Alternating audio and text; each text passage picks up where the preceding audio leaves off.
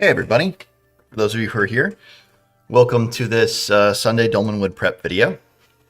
Hopefully it looks like we got some people already in the chat, or in the live stream, so hey there. Welcome.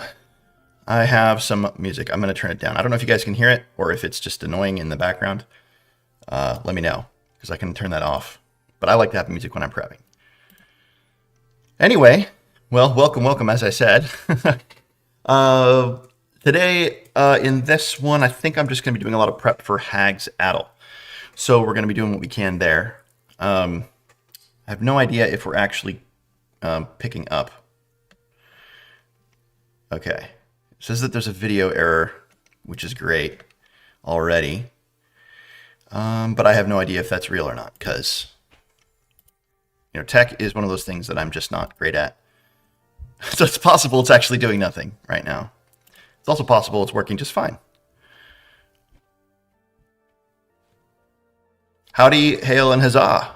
Crow, hey there. Excellent.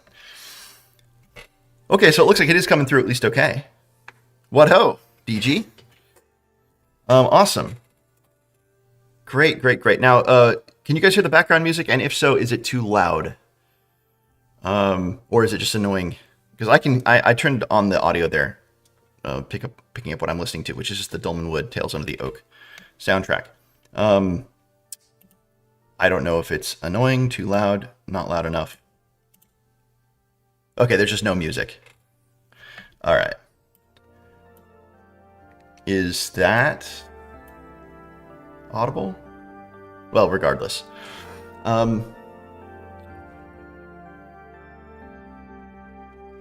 I'm sure, yeah, just let me know if it's annoying at any point and I can turn that off. I just like it in the background for me so that I can listen to stuff while we're going. So like I said, I'm going to be going through some Hag's Addle prep. Now my players, we did session 0 last Monday and it was great, but we're not going to be able to play tomorrow because one of my players is doing a play. She runs, okay, turn down a little, gotcha. Perfect, drop it there. Yeah, so one of my players runs stage plays, and so they're having a play. This is Tech Week for her, and so she's not going to be able to play on Monday, so we're just going to wait a week. But I still want to get prep in today, and then maybe even a little bit next Sunday before the game comes in. So we'll do what we can today. My players picked, if you guys remember, for those of you who are in my Session 0 prep video, there are a few starting scenarios that I laid out, and they picked number 2. Which is your old friend, the vicar of the Church of St. Fogarty in the Woodcutter's Encampment, Father James Horsley, has been going into the Hag's Addle nearly every night for the past few months, never leaving his dog Clued behind. Every night before he leaves, he lights the flame in the tower, which burns lighthouse-like, guiding lost travelers through the bogland, and every night he returns just before dawn. Then one night he never returned. Even stranger, that night he left Clued behind and failed to light the tower lamp when he left. Having been summoned by his young acolyte, you step into the small village and feel an eerie sense of being watched. Okay, so that's sort of the background. That's the hook that they picked. The characters that they picked were also really interesting. So there's a Grimalkin enchanter. There's an elven bard, an elf bard, and then there is a human friar. So very interesting combination of classes and kindreds. And then they kind of came up with a little bit of like a backstory, a party backstory for why they would all be together and why they were here, and it was pretty good. But I think actually, so as I was talking to the players over the course of the week, I think what we're going to do is we're probably going to do, rather than one big campaign with these characters, they want to try out a whole bunch of different characters because they like the setting and they like the different options. So I think what we're going to do is the players are going to pick, we're going to play through the short adventure, basically. And so we'll do this first thing, and then they're going to pick new characters, they're going to make new characters, and they'll pick a different starting scenario, and then we'll go and do that adventure. And we'll do that for a few adventures. And then once we've played a few different groups and a few different combinations of things, then we'll see whether we want to go back to one of them and kind of continue on that campaign, or just keep doing kind of like episodic campaigns in Dolmenwood with different groups. I think either way would be a great, fun, like set of adventures or campaign, whatever you want to call it. I think either would work out just fine. But that means for today, I need to develop Hag's Addle a little bit. So that's the background. Those are the characters. The overall goal is to find Father Jimes. Jimes. I'm going to call him Jimes. they're trying to find Father Gimes. So out into the Hag's Addle somewhere. Now, I had a few ideas already about what to do. I want to build up the Hag's Addle into a bit of a, what would you call it? Bit of a sandbox. Just those 3 hexes. So that I want to put several different maybe standalone little locations and adventures in there. That way the players can either stumble across them or maybe they could be part of how to find Father Gimes. So to that end, what I want to do is I want to open up my map of Dolmenwood, my mile-by-mile map of Dolmenwood, and go down to Hag's Addle. Let's see, Eggs Breakfast. Hey, I just found your channel this week and I'm enjoying your huge backlog of videos. Awesome. Well, I'm glad you found the channel, Eggs. That's great to have you. And I have a ton of videos, so you can go through and there's just hours and hours and hours of stuff to cover. Yeah, so I hope you enjoy it. Awesome. Okay, so I have a couple ways of going with this. One way is to start. Hey TDM, howdy. One way of going would be to drop in a series of sort of like dungeons, but very small dungeons, locations. And I already kind of went through my list of adventures that I have, and I picked out a few that I thought would be kind of cool. So I want to put that in. Yeah, that's right, DG, the mega hexes. If you want to see it on, of course, the there's all these. I have the blank one elsewhere, but I think this serves just to have the really it's 4 hexes. Actually, I think Hag's Addle is only 3. Is that right? I might be wrong about that. So I might have done an extra hex there with the lake. Might be 4, might be 3. No, it is 4 hexes. Yeah, 6, 12, 18, so 24. So it's essentially 24 miles from corner to corner. 24 miles. That's a huge bog. I mean, if you think about it, right? 24 miles to hike through in a bog, that would take a long, long time. So this is a perfect little sandbox for a small, short, 5 to 10 session adventure. That's what I'm thinking. Maybe less than that, but 5 to 10 sessions would be what I consider to be a good campaign, like a regular size adventure, maybe a couple sub-adventures within it. And the overall goal will be to find Father Gimes. Now, the question is, where is he? And I have a few options already based on just this map, right? One is that he's been taken by the Hag. Another is that he's gone into Ferry, so through the Hag's hut. And the third is that he's in Ignormum's, I don't know how to say that, Ignormum's cottage. So it's really one of those 3 are the base ones.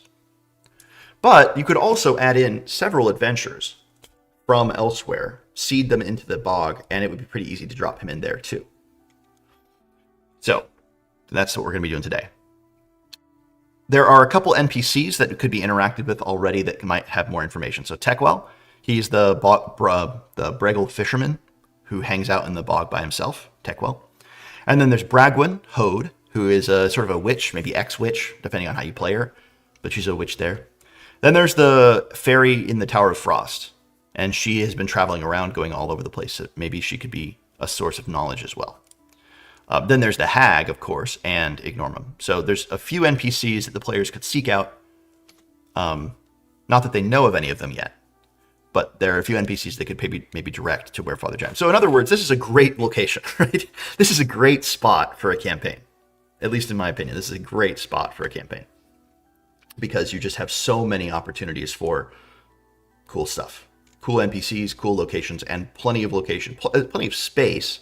24 miles is a huge space to drop in some extra locations. Because right now, the bog is pretty empty.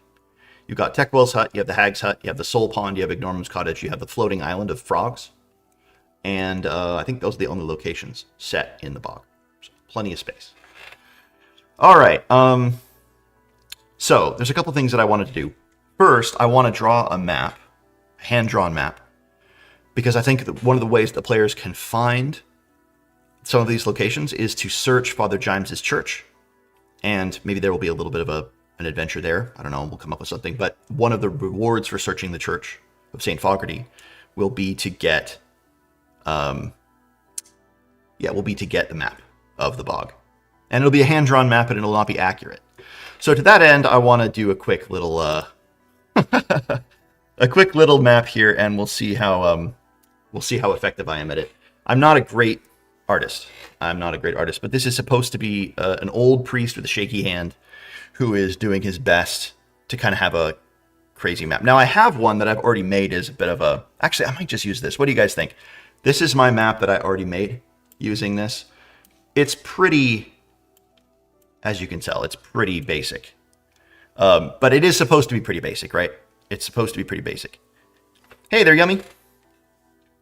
So one of the things I've added in a few dungeons, I've added in the pit, a little village here, which I marked with watchers, question mark.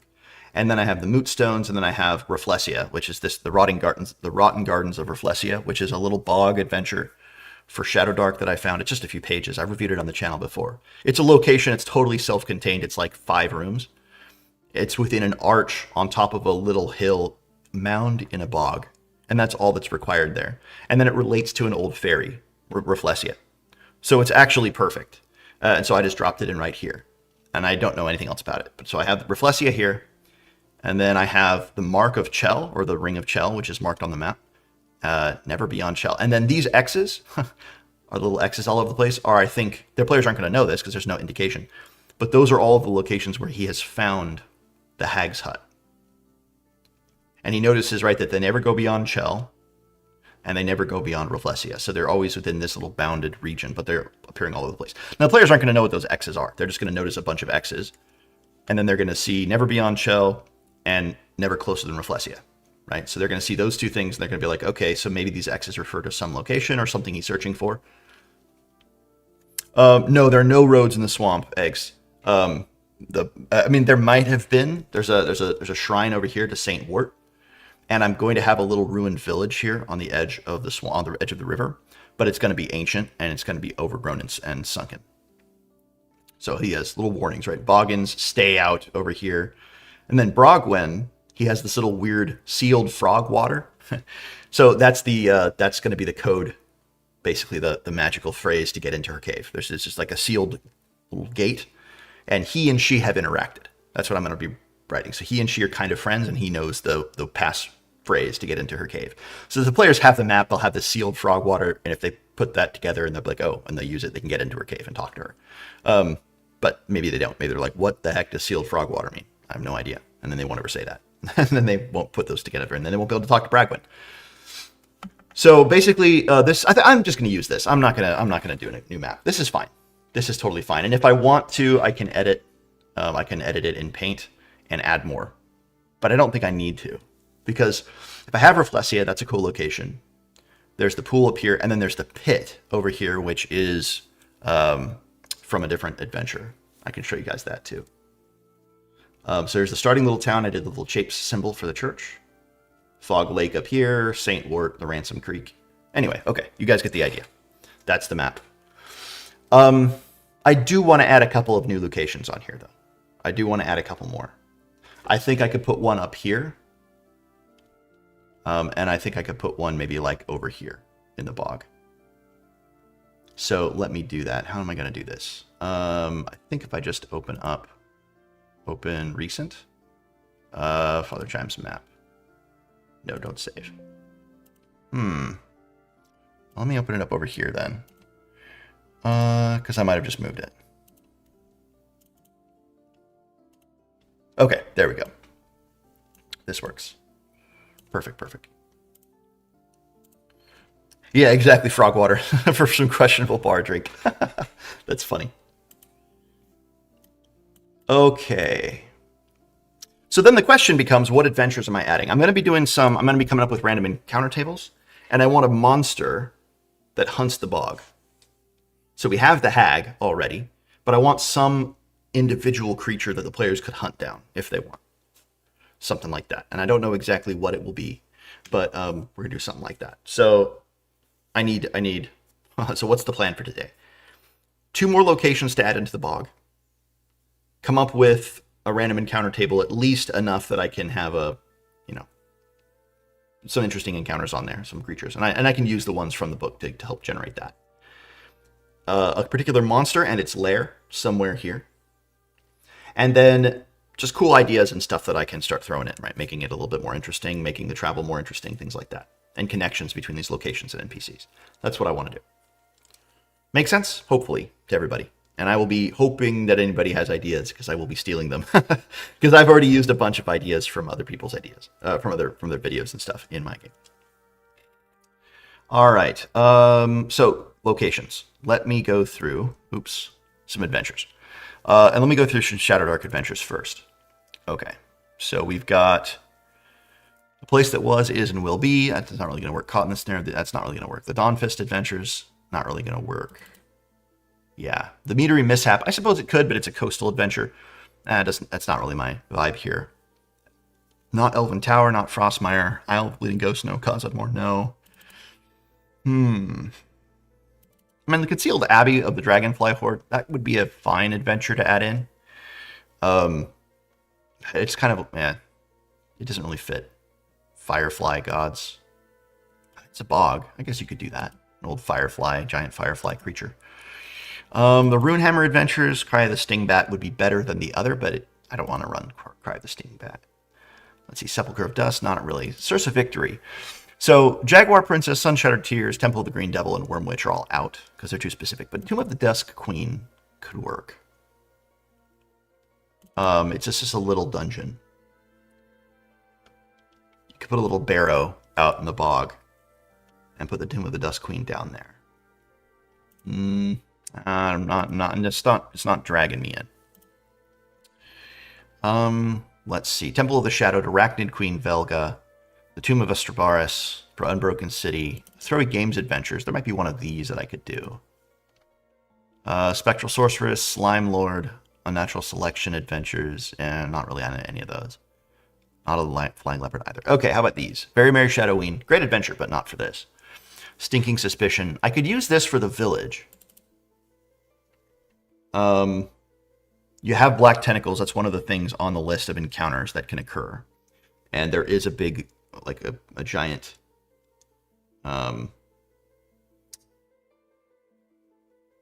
yeah, this could be the Ruined Village. This could be underneath the Ruined Village. I was thinking of it being a Druun village. So it's a little Druun location. That's why he's marked Watchers with a question mark there. So it's a little Druun village.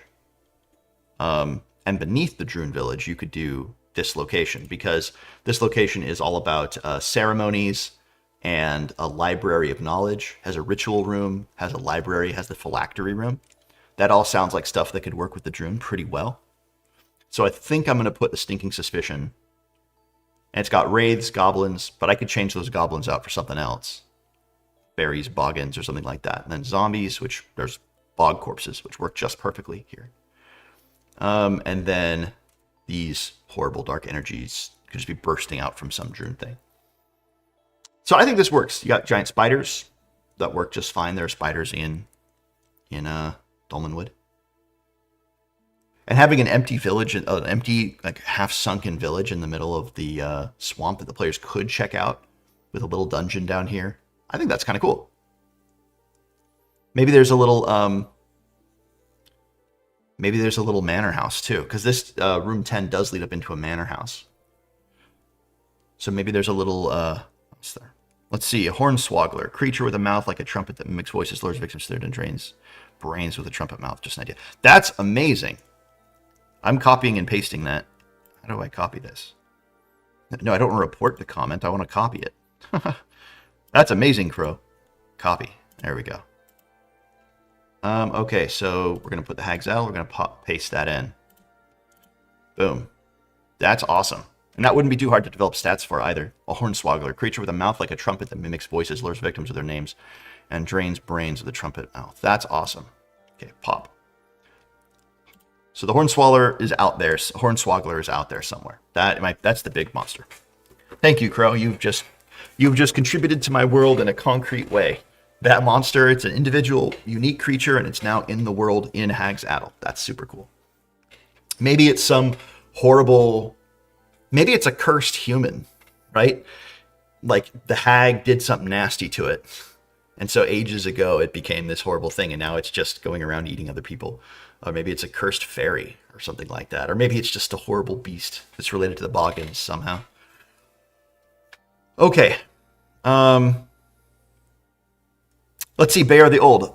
Welcome, by the way. Up Chaos River from Carcass Core 5 could be a good adventure for this area. Yeah, for sure.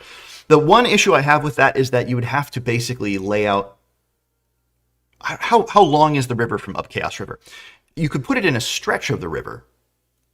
So if the players chose to take the river from the woodcutters encampment and they chose to take a boat up the river, then that would be perfect, or canoes or something like that. Because that would be especially since most of these locations seem to be off the river, the players might just default to that, right?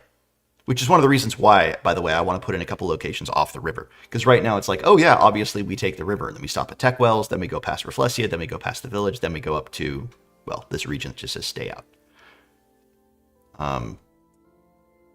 But you do have the pool, you do have Brogwen, and you do have the pit. Those are off the river. But I think a couple more would be good.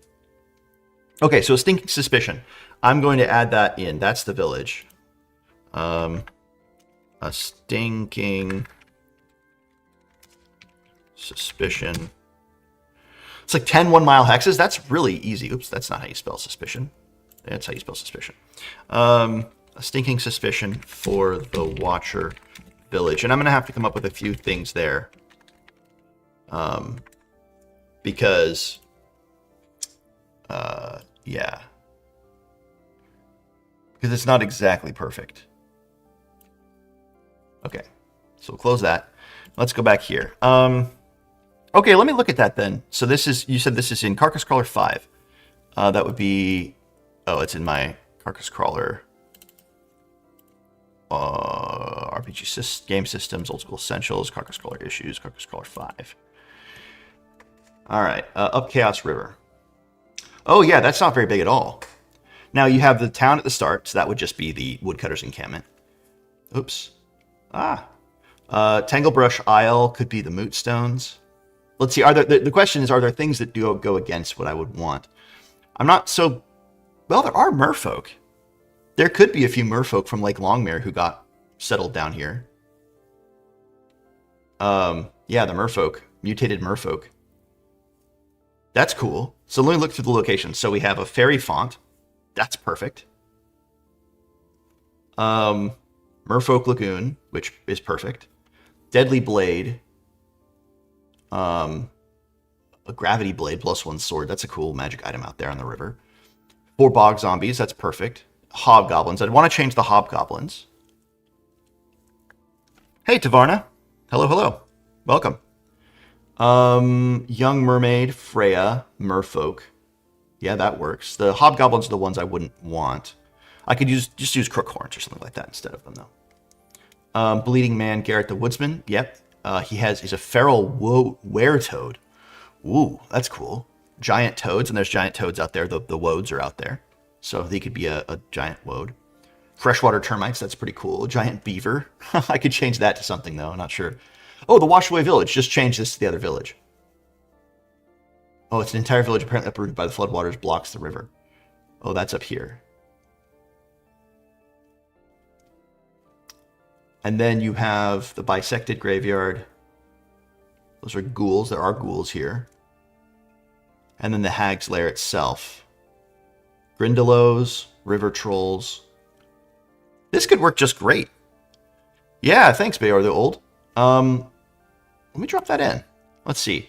Now, I don't want the Hag's Lair. I'm probably just going to leave out the Hag's Lair.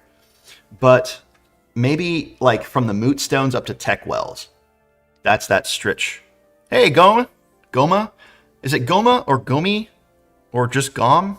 Gom Chops? Gomi Chops? I have never known how to say your name. But awesome. I'm glad you made it. I think everything from the Mootstones past to Tech Wells is going to be, well, maybe from Tech Wells to the Watchers. That's the stretch of river that I'm going to use this for. So if they go upriver. Okay, so what does that mean I have to add to the map here? Oops. Oh, no, don't create a new PDF. What am I doing? Okay, here we go. Gomi Chops. Okay, awesome. Tommy and Gomi. Gotcha. Perfect. Thank you. Welcome. Okay, so how many locations? I need Tanglebrush Isle, Blackwater Slough, or Slough, or Slow. Actually, I don't know how to say that. Hey, Drift Speed. This is Taverna. This is a map the players can find. So that's true. I don't need all the different. I don't need it.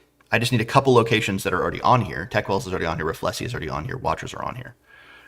Yeah, they are. Water Hag could be Boggins. That's a great idea. I'm gonna make them be Boggins. So I'll mark like the Boggin layer over here, like a little Boggins beware sort of thing. / Slough. Maybe that's how you say it. Slough. Yeah, probably something like that. So what I need then to add is the Merfolk Lagoon, because that's the thing that would be marked here. But everything else isn't really, and then maybe the graveyard. Because this is one big island in the middle here, Devil's Island. With a Lonesome Hill. What's on the Lonesome Hill? Oh, it's just the grave here. So most of this stuff is not something he has to mark. Or I have to mark. So Boggins would then be up here, because that's where the hag is. It's at the end of the river. Up here somewhere. Yep. So Boggins are up there, and then I just do, like right here, a little island. And then I mark that as the Devil Island. That works perfectly. All right, so let me get my little writing pad out here so I'm a little bit more precise. All right. I'm going to go down to just 2 pixels. We're going to zoom in. All right. And I think, like I said, it's just going to be right about here. Yeah, this should work. I might have to try it a couple times. There we go. And then he's just going to write something like that.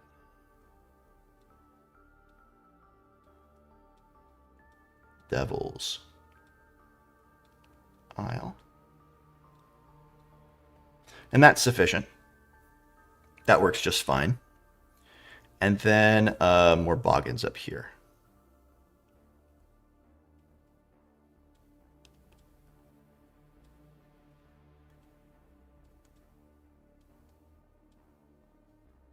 Boggins.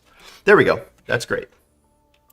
And with that, I can just, if they take the river, I just know starting around Rafflesia, basically this whole stretch of island river is up Chaos Creek.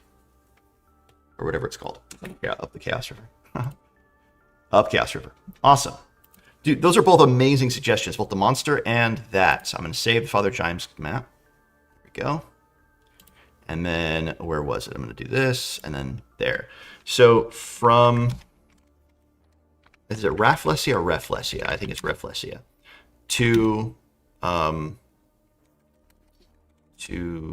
Well, from Rafflesia, upriver is up Chaos River. Okay, cool. So there we go. That gives me a more to do on the river itself, which is great. Now I want to go back to my adventures. So that's a great one. And basically what I want is two locations that are not on the river. 2 dungeons that are not on the river. There we go. So I'm putting, let me reposition this a little bit. Close that a little bit. There we go. Okay. So let me mark things so you guys can see. Here we go. I'm thinking something like I said over here. If you guys can you guys see my little cursor? This guy. I'm thinking something over here, and I'm thinking something over here. Off river, that way they have to go, if they want to go investigate them, they can't just take a boat upriver. Because right now, again, the Mootstones, Tech Wells, Rafflesia, all this stuff, the Watchers, Town, Boggins, and then if they go all the way down to the end of the river, which would be Ignormum's Hut. It's all on the river. Right now, only the pit, the pool, and Brogwyn are off the river. And then if they go to the Shrine of St. Ward, if they want. Now, I've marked this as stay out. Basically, there's just these 2 hills. And then between them is where the den of the worm is. Chrysobrith, I think, is in there. So that's a worm. So Father Gimes is like, just mark the 2 hills, stay out of the valley between them. So nothing else is there. Okay. So let me look at a couple more locations. The Caverns of Carnage. Yes, a bear, Shrine of the Oozing Serpent. I was thinking about that. Shrine of the Oozing Serpent. I don't know. Well, I do want more dragons. You could make it easily like a phlegm worm or a bile worm. Yeah, phlegm or bile would work just fine for the Oozing Serpent, but I have ideas for the Shrine of the Oozing Serpent elsewhere, so I want to save that. But it's a good suggestion because I want it to be elsewhere in my Dolmenwood or in my world. So, but it's a good suggestion because it would be pretty easy just to transfer those to a worm. But worms are pretty deadly, and these are all level 1 characters. Now, if they get in over their head and they fight a dragon on their own, that's fine. But so not the Caves of Carnage, not the Burrow of the Bone Snapper, not the Burrow of the Raging Storm, not Against the Cold, the Crimson Hand, not Cairn of Chaos. Caverns of Carnage, no. Caves of Respite. Which ones are these? Oh, yeah, that's right. This one. I have not reviewed that on the channel. I passed up that one. Okay, what else do we have? The Crypt of Valerius. That's a big dungeon.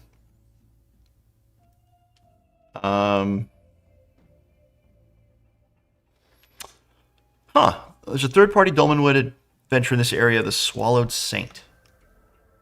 I don't think I've heard of that. Okay, none of these look like they would work. I mean, they could work. You could fit almost any of them in, but I don't want to use any of them. In this region. Here's the Rotting Gardens of Rafflesia. No. This is it. It's just a few rooms. And it's got a Rotting Serpent. It's got the Corpse Blossoms, which are awesome. But yeah, it's a very simple little dungeon. 5-room dungeon. Basically, it's... you're going to go this way, except you can technically get through from 4 to 5. But it's a white stone arch arising from a high spot in a quiet swamp clearing. For the glory of Lady Rafflesia, may she ever bloom and rot. She's an ancient elven demigoddess devoted to the cycle of life and decay. I'm just going to make her an old fairy. So the Lady of Bloom and Rot is a fairy, a lesser fairy lady. And then you just have slippery steps, a little thing here, corpse flower room, thorny vine trap. Bloom or Rot, which is an effect that can happen to your characters. It's kind of nasty, but really cool. You've got a Rotting Serpent here. It's dead. You got a Skull Fountain here with some Elven Warrior statues. And then you can just do this, Magenta Jewel, worth 40 gold pieces for some experience. So it's a very small, self-contained location. But it's a cool little flavorful place to run across. And it relates to fairies. So the Rotting Gardens of Rafflesia is definitely on my... well, it's already on my map, so I'm just going to put that there. The Rotting Gardens of Rafflesia. It is Rafflesia. Okay, not Rafflesia. Rafflesia. Cool. That's pretty straightforward as well. Okay, so it relates to the missing priest, but it's Rex Father Gimes. I think I have an idea for what I want Father Gimes to be. I think I already have... Well, I have two or three ideas for what I would like him to be. So if it builds on him, then I'm not as keen on it. I'll check it out, though. I mean, I know that there are some third-party Dolmenwood adventures, but I haven't gone through them in any sort of detail. Okay, so that right now takes care of... I know what the pool is. I know what this is, Brogwins. I don't know what the Moot Stones are. That's something I'd have to look up. What are the Moot Stones? Moot Stones sounds like a meeting place. And it's close to the village, so it could be that in ages past, the Watchers, because this is a Druun village, maybe this is where the Druun met the woodcutters, because the woodcutters used to serve the Druun, right? So maybe the Moot Stones relate to the Druun, and it would make sense because it's stones. So I imagine that's the case. Moot Stones relate to Druun. What do they do? And why are they interesting? Those are questions. All right. Still want to do a couple more locations, though. I don't think any of the others fit. Ravenous Den could, but I don't want to make the whole chaos thing, mouths appearing on all the different animals and stuff. That would be a different kind of game, different kind of adventure. So cool, but not what I'm looking for. All right, old school adventures, old school essentials adventures. Dance of the Leprechaun could work here. No, I haven't given them any maps, Gami. So they have the map that the players get in the player's book. So they get the sort of like, evocative one that has vague regions and the sort of bigger look. They have that. There, I'll show you. They have this one. Oops, wrong one. Where it be here? They have this one. Yeah, this guy. So for the Hag's Addle, they just have this. And they know that the old Abbey's nearby, Redruth Manor's over here, but they don't have anything in particular. Fog Lake up here, and then Woodcutter's Encampment. So that's why this map of Father Gimes, if they get it, is going to be useful. Because it will give them direction for different locations. I'm a big fan of giving players more information than less. Maybe even too much. If you're going to err on one side or the other, give them too much information. Because, it's really, really, really easy for us as DMs to think we know everything. And so it's very easy for us to misunderstand what the players know.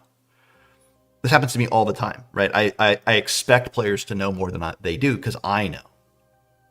And so when they make a decision and I'm like, why did they make that decision? I usually realize, it's because they just didn't remember, or they didn't know this one thing that I thought they knew, or I sort of assumed that they knew, or I told them in a roundabout way, or they found out in a roundabout way, but they didn't connect. Obviously, I don't want to spell out everything for them. But like a map like this is great because it doesn't fill in everything, right? There's questions. The Watchers, question mark. There are some questions here. There are these X's that they don't know about. They don't know what this means. They don't know who Brogwyn is. They don't know who Techwells is. They don't know what the Mootstones do. But they are evocative names, and they could ask around it gives them material that they can then operate on. Okay, what's a boggin, right? What's the pit? Why would he say stay out from the from the mouth of the river? What is Chell? Why if these X's are never beyond Chell, why would they be fairy? And they might not even put those connections, right? This might just be gibberish to them. They might not connect it to the X's. Anyway, all that whole point is I'm totally fine with that. But I do want them to have enough information to go on. So this is the map that they can get if they explore Father Gimes' church, the Church of St. Fogarty, and they find it. This is what they can find. Okay. So going back to this. What dungeons do we have? Aberrant Reflections. That could be cool, but not here. It doesn't really make sense with this particular adventure. I could make it make sense, but I'm not terribly interested on it. Oh, good eggs. Yeah, agreed on TMI. I agree. Yeah, good. I'm glad. I always worry a little bit, but I think that's just the way to go. I know that there's something really cool about the sudden reveal, or about players putting together really obscure bits of information and lore. That's super cool. It's just, it doesn't happen as very often, and the majority of the time it's frustrating for them. And I've been on the receiving end of that. I'm sure you guys have played in games before where the DM has not given you enough information.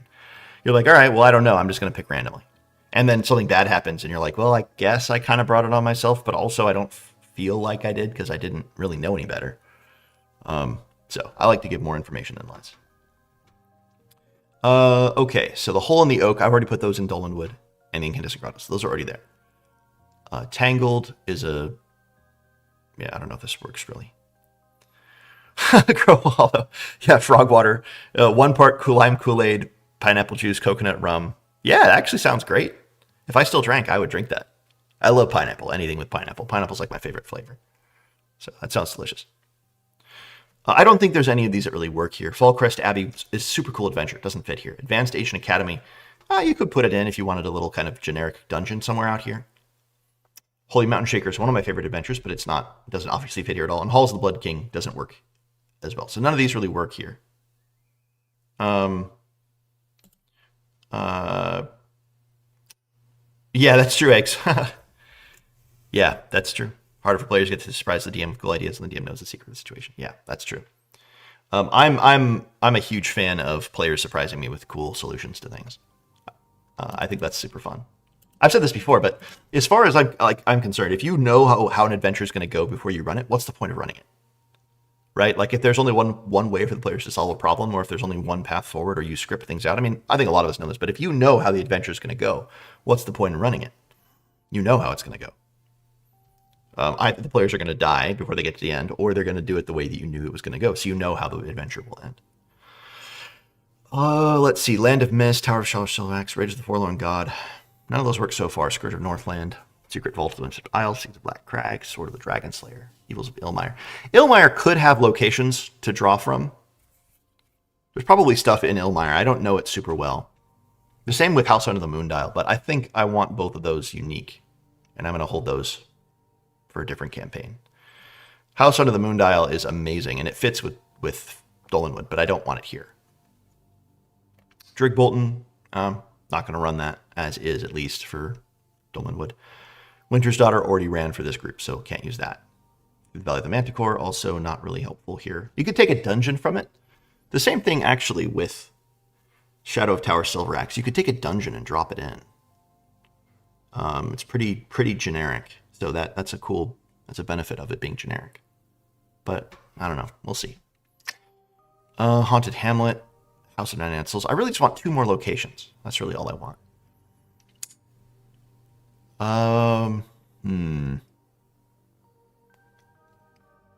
Could add Strange House. No, actually, I've already added that to Dolmenwood. So Strange House doesn't work either. The Black Worm of Brandonsford, Toxic Wood, Sphinx, Hindenburg is so good. Wyvern Songs. What does Wyvern Songs have that would be useful here? It has the Sinister Secret of Peacock Point, which is not really useful here. You could put it on the lake, I suppose, but I'm not going to do that. What else does Wyvern Songs have? It has the Singing Caldera, or whatever it's called, the Singing Canyon. That's cool, but again, doesn't fit the tone of this region. And you could do the... There's one more. Oh, it's the Fabian's Atelier, or Tellier. Yeah, also doesn't really work here. Okay. Okay, here we go. This has got to have something here. Upon the Corpse Road, Twisting Old Wounds, Tomb of the Serpent King, Sniper's Reign. Maybe I do just want to take a dungeon from something. Maybe I do just want to take a dungeon and drop it in. Okay, honest question to you guys: is this enough for them to go through in the wood? I think so, especially if I turn the pit into an actual dungeon. And that's what I was going to point to here. This is, what's it called here? Gosh.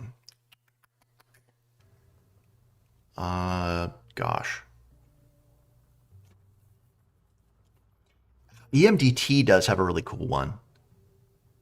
Where is it? Cloister of the Frog God. I could just add the Cloister of the Frog God in. Because it's set in a bog. Oh, where's the map? Yeah, it's just set in a bog. The marshlands. And there's a bunch of locations that lead up to it. But I could just drop in the cloister. An old monastery that's taken over by these frog folk. Do I want to add frog folk into Dolmenwood? That's the question. The cloister. Where would I put it? I mean, I could put it out here. Right? I mean, you could just mark it like out here. Cloister. Yeah, I think maybe this is it. Maybe this is sufficient. I don't need to do the cloister. I'm just going to add in the pit, and then I think the rest of it's good, because there's a bunch of adventures on the river. There's this location. There is Techwells, the Mootstones, and then there's Rafflesia. So very, very small, let's see, very, very small dungeon here. Very, very small dungeon. Let me mark off my dungeons. I'm going to erase this, don't worry. Very small dungeon. Very small dungeon. Medium-sized dungeon. And then you have locations to interact with NPCs, adventures to have along the paths, adventures upriver, and then, of course, there's the Hag's Lair itself, and then there's Ignormum's Hut. That seems great. This seems great. How much? Oh yeah, Egg Spectre. How much of the game will be traversing the swamp? I think a fair bit. Now they don't have a hunter. They almost had a hunter. One of the players was this close to making hunter, and then she switched over to a bard. So yes, so that I think probably this is good in terms of amount. So then it comes down to I don't need yeah, Bog Bard. That's great. So then I don't need Cloister as much as I like it. Don't need the Crypto Valerius. These are the three. Stinking Suspicion. Carcass Crawler, which is the village of Bonneville. Bonnyville. So I'll just make this, because this village is never named. I'll just say it's Bonnyville or something like that. Bonneton. Bonneton is the name of the village from Mario, Super Mario Odyssey. Bonneton. Okay. And then it's just the pit. So this is actually done. The map, Father Gimes' map is done. There's nothing else I need to add there. I added the boggins, Devil's Isle, all good. So close that. I don't need to mark it on here. I could go back and mark it on here. In fact, I should. This is my master map. But I'll come back to that later. I'll do it after the stream. Okay, so what am I looking for now? Oh, that's right. I was looking for the last bit, the pit. And that is one that I know of, but I'm gonna have to find it. Is it in here? It's in a collection. It's in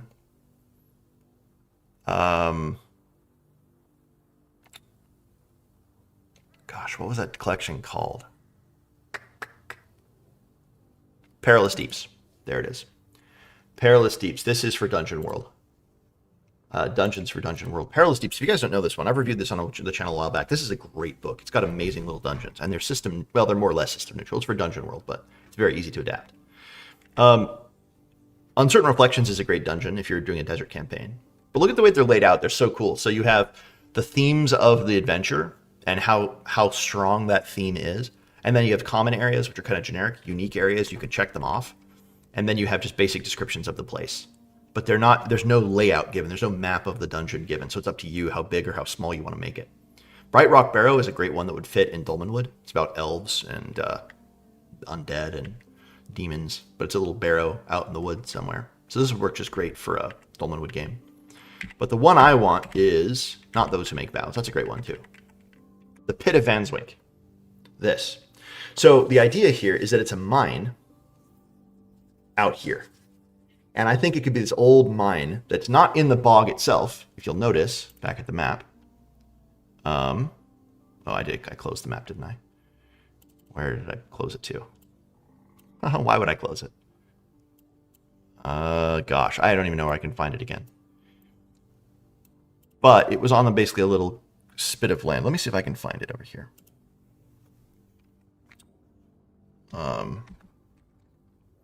Here we go.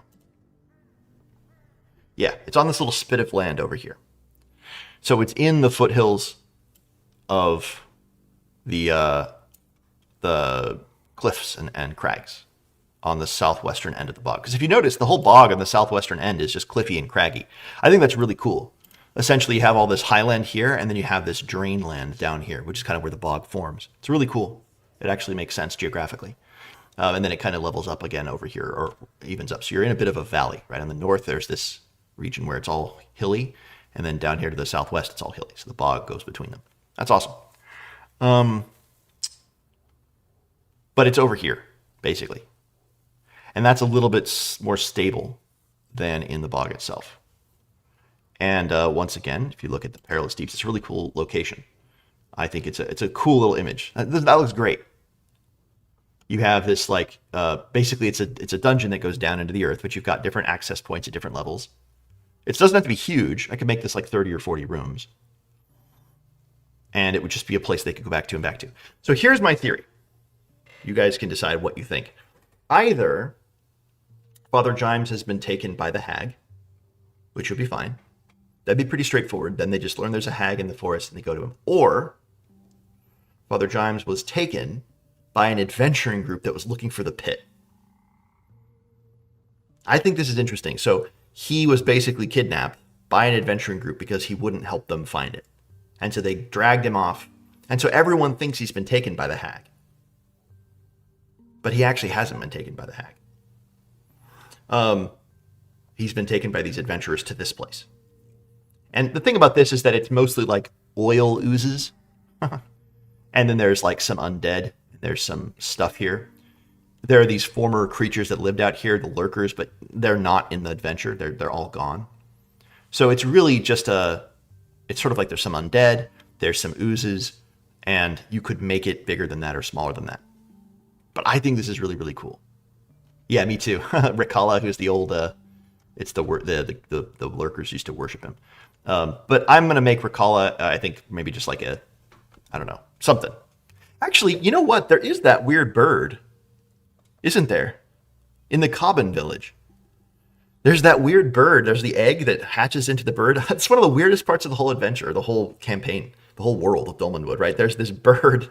There's this giant egg in the Cobbin village or just outside the Cobbin village that will hatch into a massive lawful like swan. And it's there to like destroy all evil. It's weird, really weird element of the campaign world. I don't know why there's a giant swan that's about to like be a bane to all evil in the wood. Anyway, so Old Hammer, what's the source of the pit? In the adventure, it's a mine. It was dug by this dude who was trying to he's a sorcerer who was trying to get this stuff called magnite, which is it's the rare ore down there.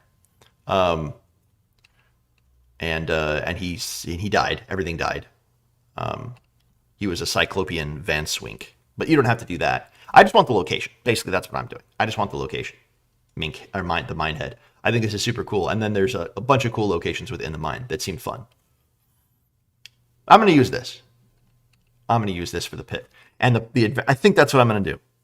So it's going to be a bit of a misdirect, right? The players are going to assume it's fairy. There's a hag in the wood. It's called Hag's Addle. Everyone talks about the hag. Everyone talks about this thing. You don't go out in the bog because you get taken. So it's a misdirect. Everyone's going to expect that. And if they go and they hunt down the hag, they find her, then she can actually tell them where he is. He's actually in the pit. He's not here. Now, is she just going to tell them that? Probably not, right? But I think that's what I want to do. They're going to expect one thing, and it's going to be... But it's not. That doesn't mean they have to find that, right? So, for example, I think either Techwell or Bragwin is going to know about the adventurers, and they're going to know that they have been harassing him, and they were looking for something else, not the hag, some other location out here. And then I think maybe the Watchers also, the Droon, will know about... Maybe there's some item in the pit. Ooh, that's what it is. I got it. So basically what I want is for the players to have various ways of finding where he is. No one in the village is going to know where he is. So they're going to have to go out into the swamp to find him. No one in the village knows, the Woodcutter Encampment knows that he's been taken by the adventurers to the pit. So it's not sufficient for them to like go, oh, that's where he is. Let's just go to the pit then. Instead, there are going to be various people who know where he is. So for example, Bragwin might know something about the adventurers that would lead the players to suspect that they're taking him to the pit. Techwells, or maybe Techwells knows that. Bragwin might know that he was taken to the pit. The hag knows that he was taken to the pit. And the Watchers, how to put this? The Watchers know that there's a powerful item in the pit. And maybe if they go there, they can find a connection point there. So like they find out that the Watchers say, yeah, the artifact of power is in the pit. And then from somebody else, they can find out that the adventurers were looking for the artifact of power. And they go, oh, therefore they're going to the pit. I don't know. I hope that makes sense to everybody. Essentially, I just want various ways of the players to be able to find out that the pit is the final destination of Father Giants and these adventurers. So then it's like, oh, we got to go there. We got to rescue him. And then you go down into the pit and they fight stuff and you find the adventurers down there. Maybe they've been mutated. Maybe they are evil. Maybe they've gone crazy. Maybe they opened the artifact and it's gone horribly wicked and it's let loose some evil. Maybe it's a fairy artifact and it was hidden down there because this is actually a pit of iron. Oh, that could be, it's an iron mine. That would be kind of cool, right? So no fairies can go down there, although I do have 2 fairies in my party. It's right on the edge of Chell. So it's outside of Chell, but it's right on the edge of Chell. I have a Grimalkin and an elf in the party. So that would make it hard if it's an iron mine. But as long as they don't touch the iron, maybe they just get like a sickening feeling. Yeah, maybe the pit, maybe it's not magnite. Maybe it's just like iron. I like that. I like that. I don't know if iron mines actually are pits straight down, but we're not going to worry about that. Right? I think, actually, in fact, I don't think that's how iron mines are made, but whatever. All right, so the pit is the pit of Vanswink, an iron mine with a powerful artifact hidden by the former enchanter who created it. Who created it. Now, why haven't the Druun taken it? It's a good question. Because the Druun take everything. And if they know about it, why did they take it? Well, maybe the Druun who knew about it were the ones in this village and they all died. Yeah. The Druun who knew of the item were from the now sunken village and died before they could tell their brothers. Yeah, okay, that's fair enough. So it's just been lost for a long time. And the Druun haven't spent a lot of time in the bog since because it's very dangerous and because of the hag. So they basically abandoned it and they didn't know there was any reason to go back. They didn't know there was a powerful magic item out here. Yeah. The adventurers found out because, I don't know, a map or something like that. Maybe they wouldn't have a map, they would have a description. And they knew that Father Gimes had mapped out the whole wood. Right? So this is why they took it. This is my theory. This is what I'm saying. The adventurers took Father Gimes because he knows the whole bog. He's been mapping it out. That's kind of a common, or that somehow got out to them. They asked everyone in the village, who knows the swamp best? Oh, it was Father Gimes. Great. Well, he got taken. So maybe that's a rumor that they can have. Somebody was asking around the village a month ago. Somebody was asking around the village about someone who knew the bog best. Yeah.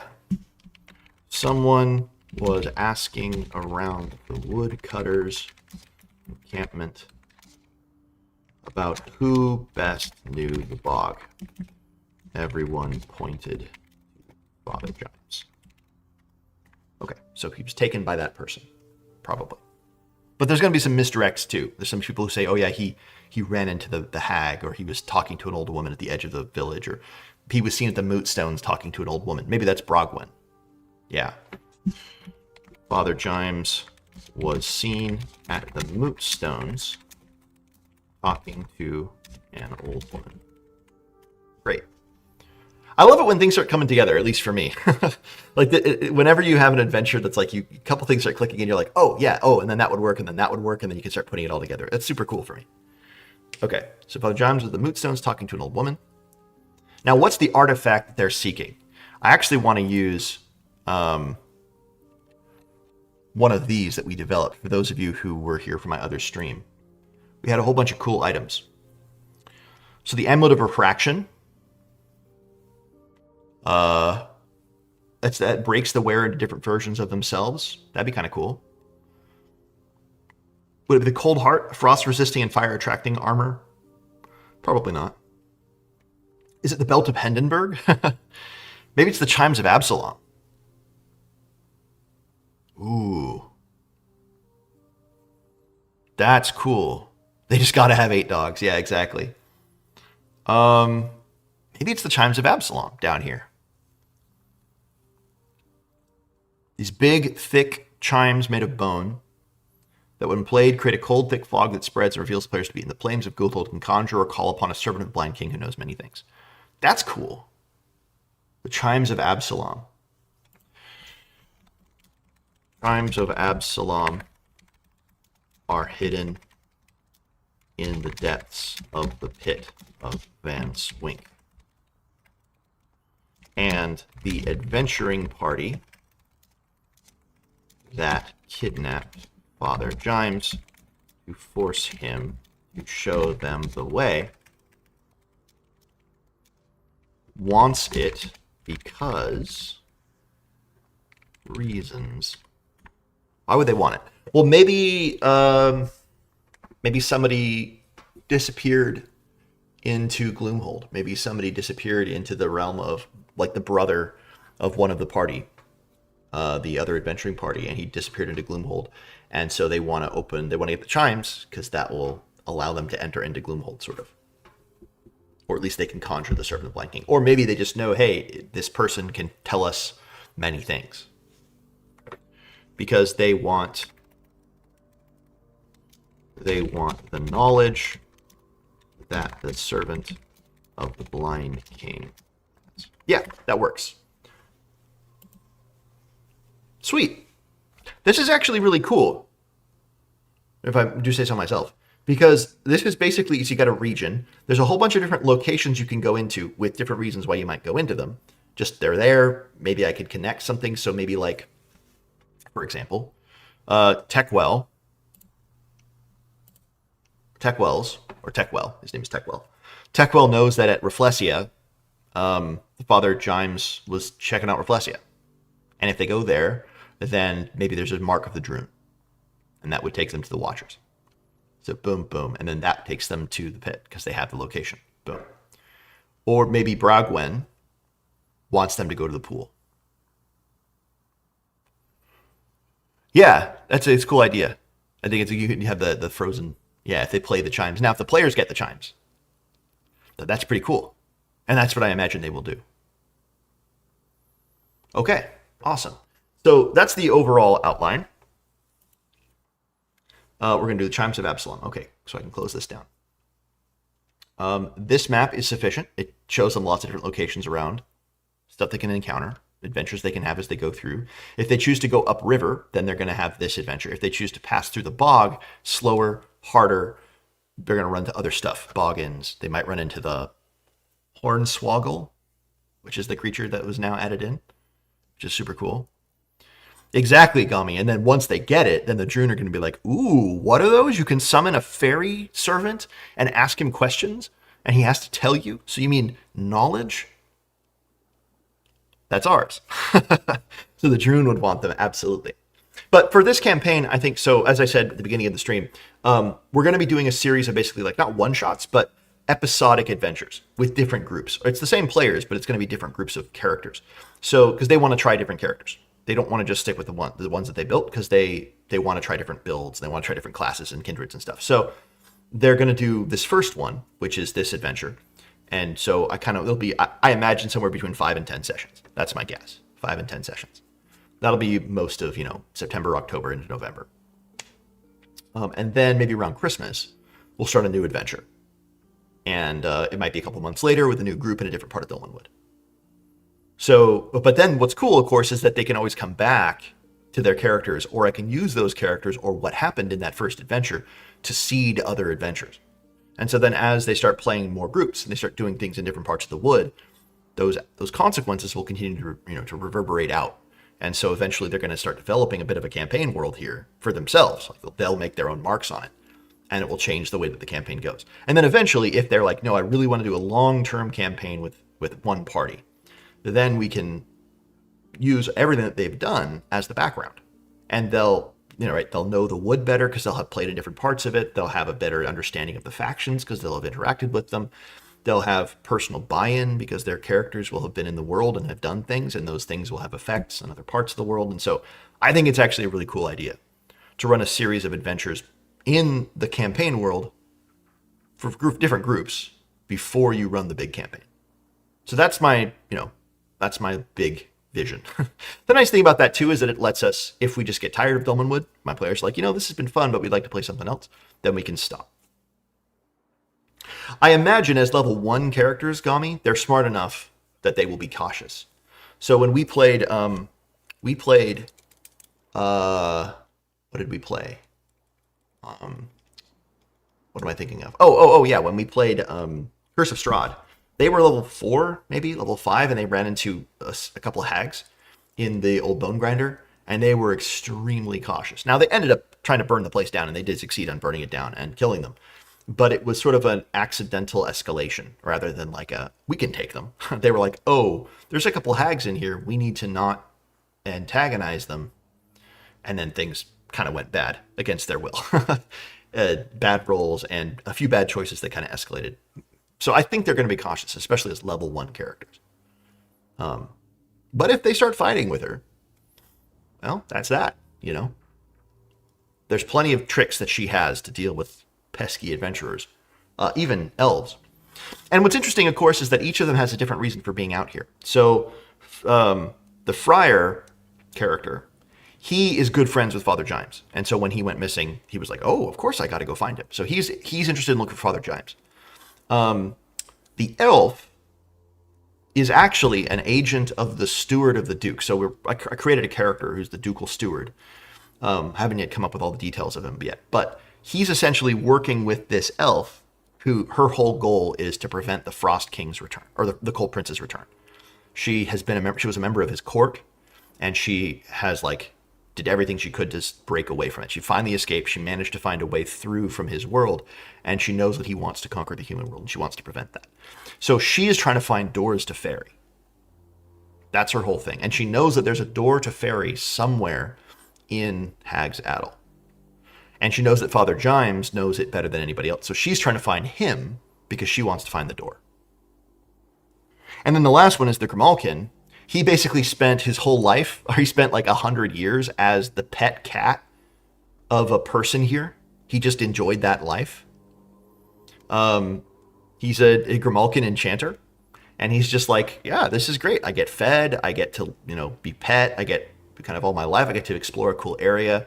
He's just doing his life as like that. He's just pretended to be a cat, a pet cat of this old woman. And he just lived and lived and lived and lived. Everyone thought she was a witch because she had a familiar, but she didn't. She was just an old woman and he was his cat. Anyway, she died. But before she died, Father Gimes tended to her and basically took care of her and was very kind to her. And she was just in the local area. And so the Grimalkin's well, this is a good guy. I want to help him. He took care of my friend. So they all have reasons for finding Father Gimes that are personal, but they're not the same purposes. They're not opposed by any means, but that means they're going to have different interests. And I like that. I like it when there's a different motivation, but the goal is the same. So I think that's really cool. We came up with that. So there's a reason for them to work together, even though they're not friends necessarily. The party isn't super loyal to each other. There's a reason for them all to work together, but they're all looking for Father Gimes for their own reasons. But they're all looking for him. So anyway, that's really cool. All right, so what was I going to do next? We have the overall structure. What I need to do then on my own time at some point is develop the pit as a dungeon. So take the outline given in the book and develop it into a dungeon. Rafflesia is already done, but I need to tie it into the Watchers. The island of the Watchers is done. I just need to add in a text for connecting to the Chimes of Absalom, so that the Droon there knew about the Chimes of Absalom. Get that information. Everything else is pretty much done because I can totally improvise. I know Brogwyn, I know Tekwell, and I can improvise how they know things. I'm not going to write down their script. What I do want to know is basically a reason, a quest, you might say, for the players to do in order to get information. So if they go to Tekwell's, right, what can he tell them? I don't want him to just say, oh yeah, Father Gimes was kidnapped and taken to the pit. He wouldn't know that. So what would he know? Well, maybe he knows that a group of adventurers came to him and asked him to show them through the bog. And he's like, no, I don't do that. And I don't know the bog. I don't go into the western portion of the bog. I only stay around here. I just fish. I'm just a hermit. I'm just a fisherman. Go to the woodcutter's encampment if you want more. So basically he can tell them that there is a group of adventurers, and then that would be oh, okay. Brogwen, maybe something happened to her. Hey, Pavo, glad you could make it. Maybe something happened to her. So what happened to Brogwen? Why can't she just immediately help them? That's the question, right? That's the question. Why can't she immediately help them? Good question, Gami. What will I do with Father Gimes' dog? Maybe he knows his way through the bog, and he can take them somewhere that is helpful to them. So that if they free him and they kind of set him loose and they follow him, then he can lead them through the bog or something like that. I could do something like that, yeah. Or maybe he knows some secret, in his little doggy way that can help them. But that's a good question. I hadn't really thought about Father Gimes. Clued, that's his dog name. The dog's name is Clued. So if they kind of take that approach, then he can lead them somewhere. Maybe he'll take them to Tekwell's. Maybe he'll just go straight to Tekwell's, and then they'll have an interaction with Tekwell. I could see that. But here's the question: why can't Brogwen help them? Let me go to the. Yeah, he digs up truffles. Exactly, a little truffle hunter pig. Let me go to her hex again. And see why can she not just help them right away? Here we go. Is it one more? Where is it?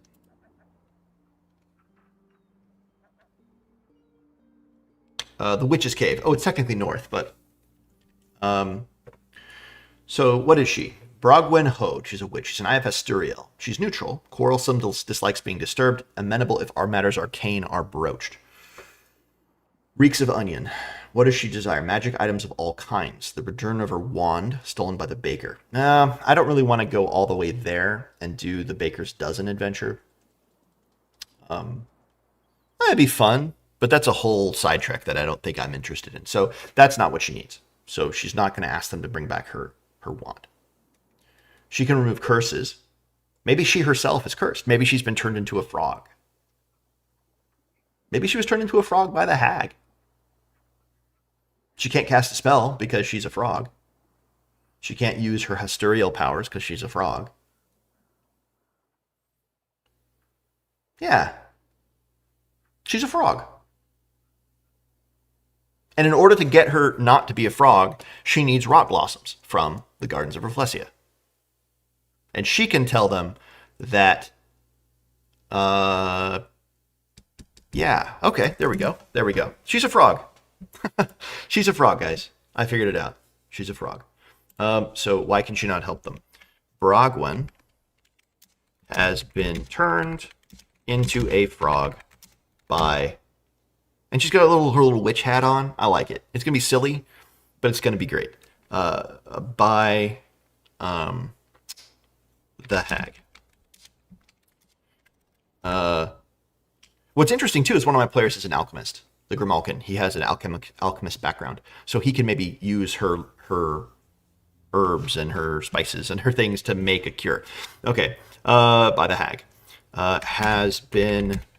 Needs rot blossoms. Or give a couple options, that way it's not just one place. Or water from the pool of souls. And water. I mean, it could be and or. Maybe and or. I'll just do and or. That way they have a reason to do both. To create a potion that can turn her back. Knows about the adventurers and Father Gimes. Watched him be her familiar. I'm going to create a familiar for her. Saw Father Gimes being taken to the southwestern portion of the bog. That puts them right in the pit. So that's why. So she can't talk to her familiar, can't talk to them. She can't talk to them. She doesn't know about that yet.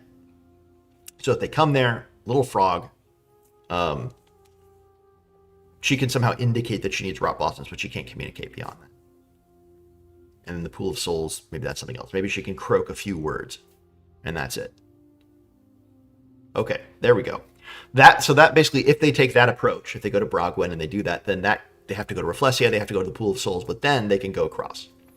Techwell, on the other hand, Techwell knows that the adventurers were looking for the sunken village and asking Father Gimes, looking for the sunken village. Boom. That adventurers are looking for the sunken village. At the sunken village, the chimes of Absalom can be not discovered, but mention of the chimes of Absalom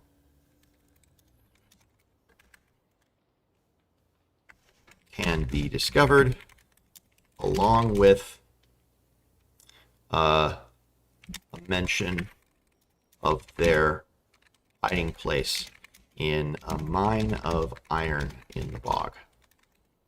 And of course, finally, the hag knows all of this, but will she part with it for free? No. Right, so the hag knows all this. So if they do just go to the hag and they find her and they go and have that encounter and they deal with her peacefully, then that's great. Then they can just immediately go to the end. But that's probably not going to happen. In the meantime, they had Brogwen in that path, Techwell in that path. They could do include the dog. Include. Question is, what does Clued do? What other NPCs am I missing that Clued could lead to? Because there could be three approaches. And then, of course, I mean, there is also the village elder. The, what do they call him? The ridiculous name. His manor is over here. He might know about these places too. Just he doesn't know the connections, and he doesn't have any reason to connect all that. But if they need information, they can always go to him. Clued the dog can lead the party. Will lead the party to Tech Wells. To Tech Wells. If they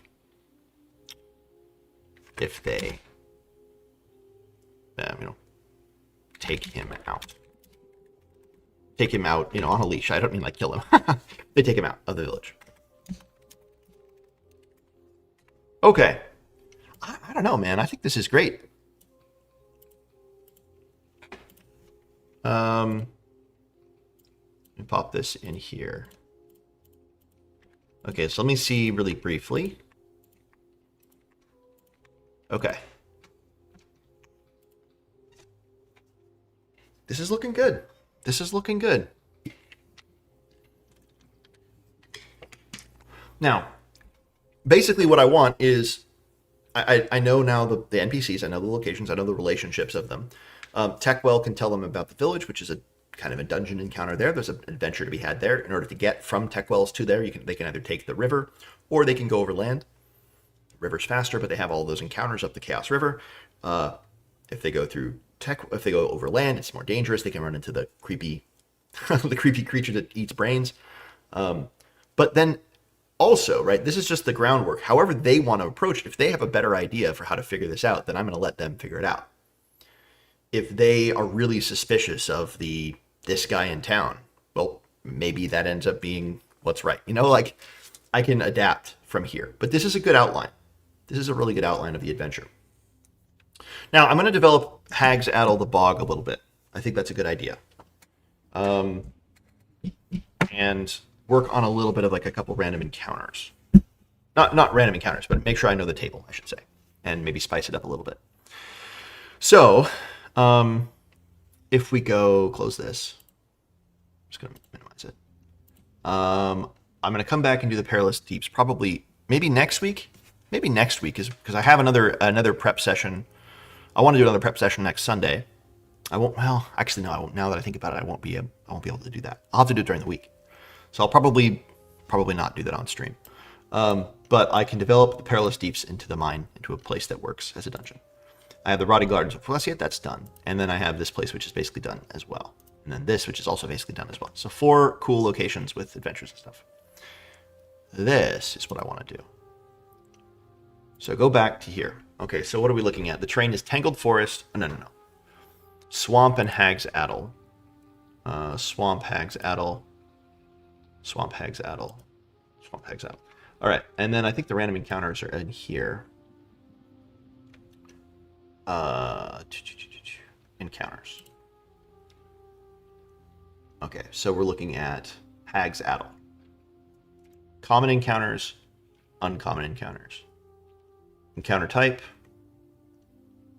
Yeah, I'll just use this. This is great. But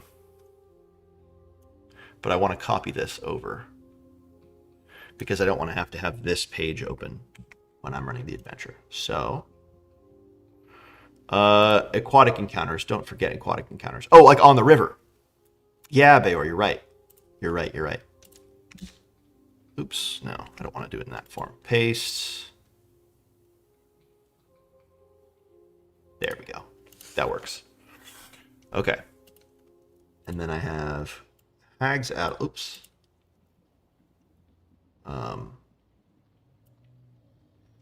Wow, you can't just copy one. You have to go down here. It's done in a line. That's annoying, actually. You can't just copy straight down. Because it's done like this. They didn't break it up into columns. That means that's formatted way harder than it would have been. Yeah. Oh well. I mean, I guess I could write them out. Doesn't take too long. But I do want them on my sheet. I don't want them. So put this down here. All right. So Ags, Addle, encounters.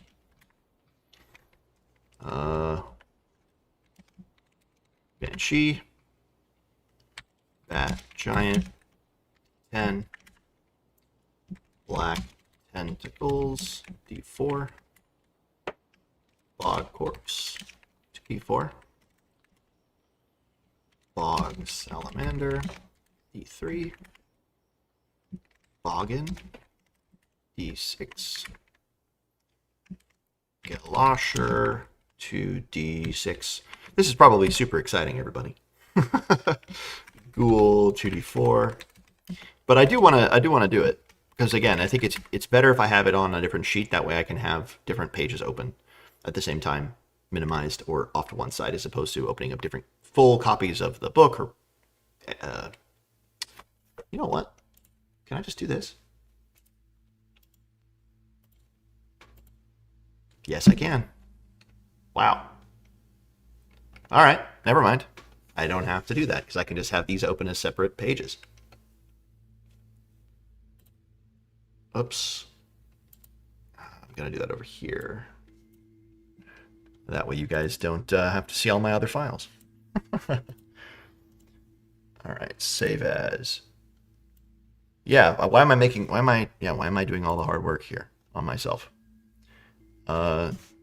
Dolmenwood random encounter tables. Drop that there. Boom. Okay, close that. Excellent. And then I can do this one, which is my regional encounter tables. There we go. Save that as.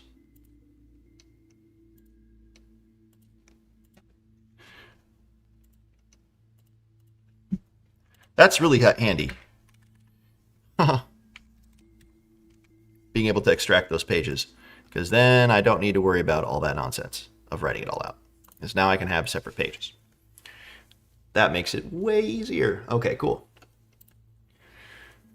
So then I have these, and I have this. I have the creature activity tables all right there. Yeah, I don't need anything else. Boom. All right, I can delete this then. Excellent. Okay, now the question is, do I want to add anything here? So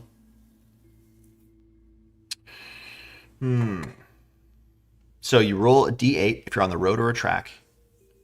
You roll a d8 if you're in the wild. And then basically, I think what I would replace is the region. Yeah, regional for whether they're on the river or on the land. Yeah. Regional is on river or on land. And if they're on land, it's going to be Hag's Addle. If it's going to be on the lake, it'll be the aquatic. Let me just make sure that all works. Ooh, a phlegm worm. Do I really want them to run? Oh, I'll replace that. So instead of a phlegm worm that they can run into, they can run into that dude, the horrible creature that you suggested, the Ulfhammer, or someone suggested. Was that Crow? Yeah, Crow. It was you. Crow suggested that earlier. The horrible monstrosity. The hornswoggler. A creature with their mouth like a trumpet that mimics voices, lures victims with their names, and drains brains with a trumpet mouth, rather than a phlegm worm. But the water giant termites are fine. The giant toads, the woads are fine. Having a thief or bandits on the river, that's kind of interesting. 3d10 pirates. What are they doing on the river? I don't know. But I could run into 3d10 pirates. That would be a very strange encounter. I actually kind of like that idea. Sturges, giant pikes, a peddler. That makes sense. Murphon. Yep, makes sense. Merchants. Makes sense. Mad Toms. Yep. Leeches, killer bees, kelpies, insects, swarms, flies, catfish, boggins, anglers, and adventuring party. That's awesome. I actually kind of want them to roll the pirate encounter now. Because, like, why would there be 3d10 pirates hanging out in Bog's Addle on the river? Maybe they're coming from the lake. Maybe they survived the lake somehow. And they're coming down the lake to I don't know, maybe they're all mad, maybe they're all possessed, maybe they're all insane, maybe they're turned on each other, maybe they're just a little fragment of, maybe they're a figment of imagination, maybe they're a creation of something else. I don't know. Awesome. Well, that works. There's not much more work I have to do there. In fact, zero more work I have to do there. They got Hornswoggled. There you go, eggs. Hey, there you go. They got Hornswoggled. Their brains got melted. Of course, that means if you can kill 30 pirates with a Hornswoggler, maybe their captain got Hornswoggled, and so he's ordering them to do these sort of random, absurd things, and they trust him because they're, like, terrified of him. Or maybe they have a false treasure map. Oh, that's what it should be. They have a false treasure map. Yeah. Or maybe it's a real one, but I would imagine it's a false one. And they've been hunting all around the bog, losing, like, people like left and right. And they're down to, like, half of what they started with. And they're still holding out for that last bit. That's kind of fun. I like that. And then maybe the players can, like, oh, we should steal that from them and take it and then run. Okay. Yeah, that all works. Cool. Okay. So then I'm done with the encounter tables already. That was easy enough. I think I should read through really briefly, again, remind myself of the village. Yeah, map to rum. There you go, Crow. It's a map to rum of the village. Where is it? It's one of the last of the villages. Woodcutter Encampment. There it is. Okay. So, what else is done here? Once truly a mere encampment in the woods, now a village proper and a thriving trade community, known as the Camp for short. Okay, known as the Camp. I'll remember that. The Camp. Streets of tall, wood-paneled, clay-roofed buildings are lined with tidy rows of coppiced hazel, beech, and oak. Houses in the western part of the village rest on short stilts to alleviate flooding from the nearby swamp. A small stream named Sundman's Beck flows through the streets and the little cobblestone channels made beside the thoroughfare. Okay. Inhabitants 180, mostly almost exclusively folk of the woodcutter's stock, tall and hirsute. Jolly Oistis Pollard. That's right. So Jolly Oistis knows all of the locations in the bog, or many of them, but he's always high, right? I mean, that's basically what's going on. If you go to his hex, he just hangs out and smokes. He smokes Azoth. He's addicted to it. He reluctantly puts it away whenever anyone comes up. And Azoth makes him, like, totally unable to tell that these astral leapers are real or not. So he's just this total... He's not helpful. But he can be helpful. So if the players want to go talk to the Jolly Oistis, they can go to the Furnable House and talk to him. That will be more information, and maybe there's something there they can find. Maybe there's a little adventure there they could have. Hey, Matthew. Glad you could make it. I'm only going to be going, unfortunately, for another maybe 20 minutes or so. But really, at this point of the stream, I'm just going through the Woodcutter's Encampment. I've already done a bit of the work. And mostly it was just me figuring stuff out, putting out a few notes. But it was certainly very helpful for me with my particular adventure. I don't know if you guys are going to find it super useful. Hopefully you do, but anyway.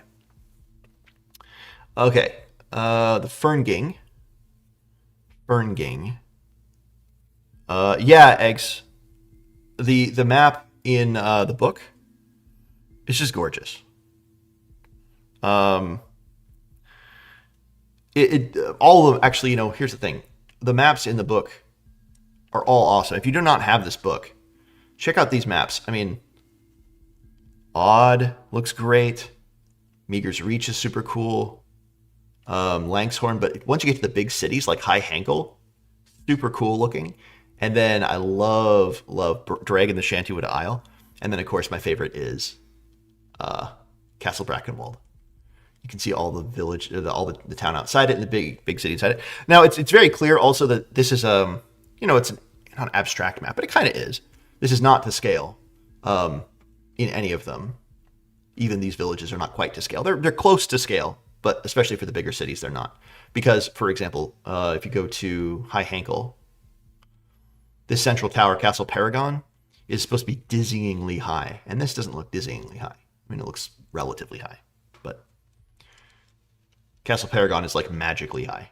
a massive, dizzyingly tall tower of stone that looms over High Hankle. Its lower levels are now effectively subterranean, subsumed beneath the 3 layers of the Escalade. High Hankle is, I think it's underrated. I think a lot of people like, maybe a lot of people like High Hankle.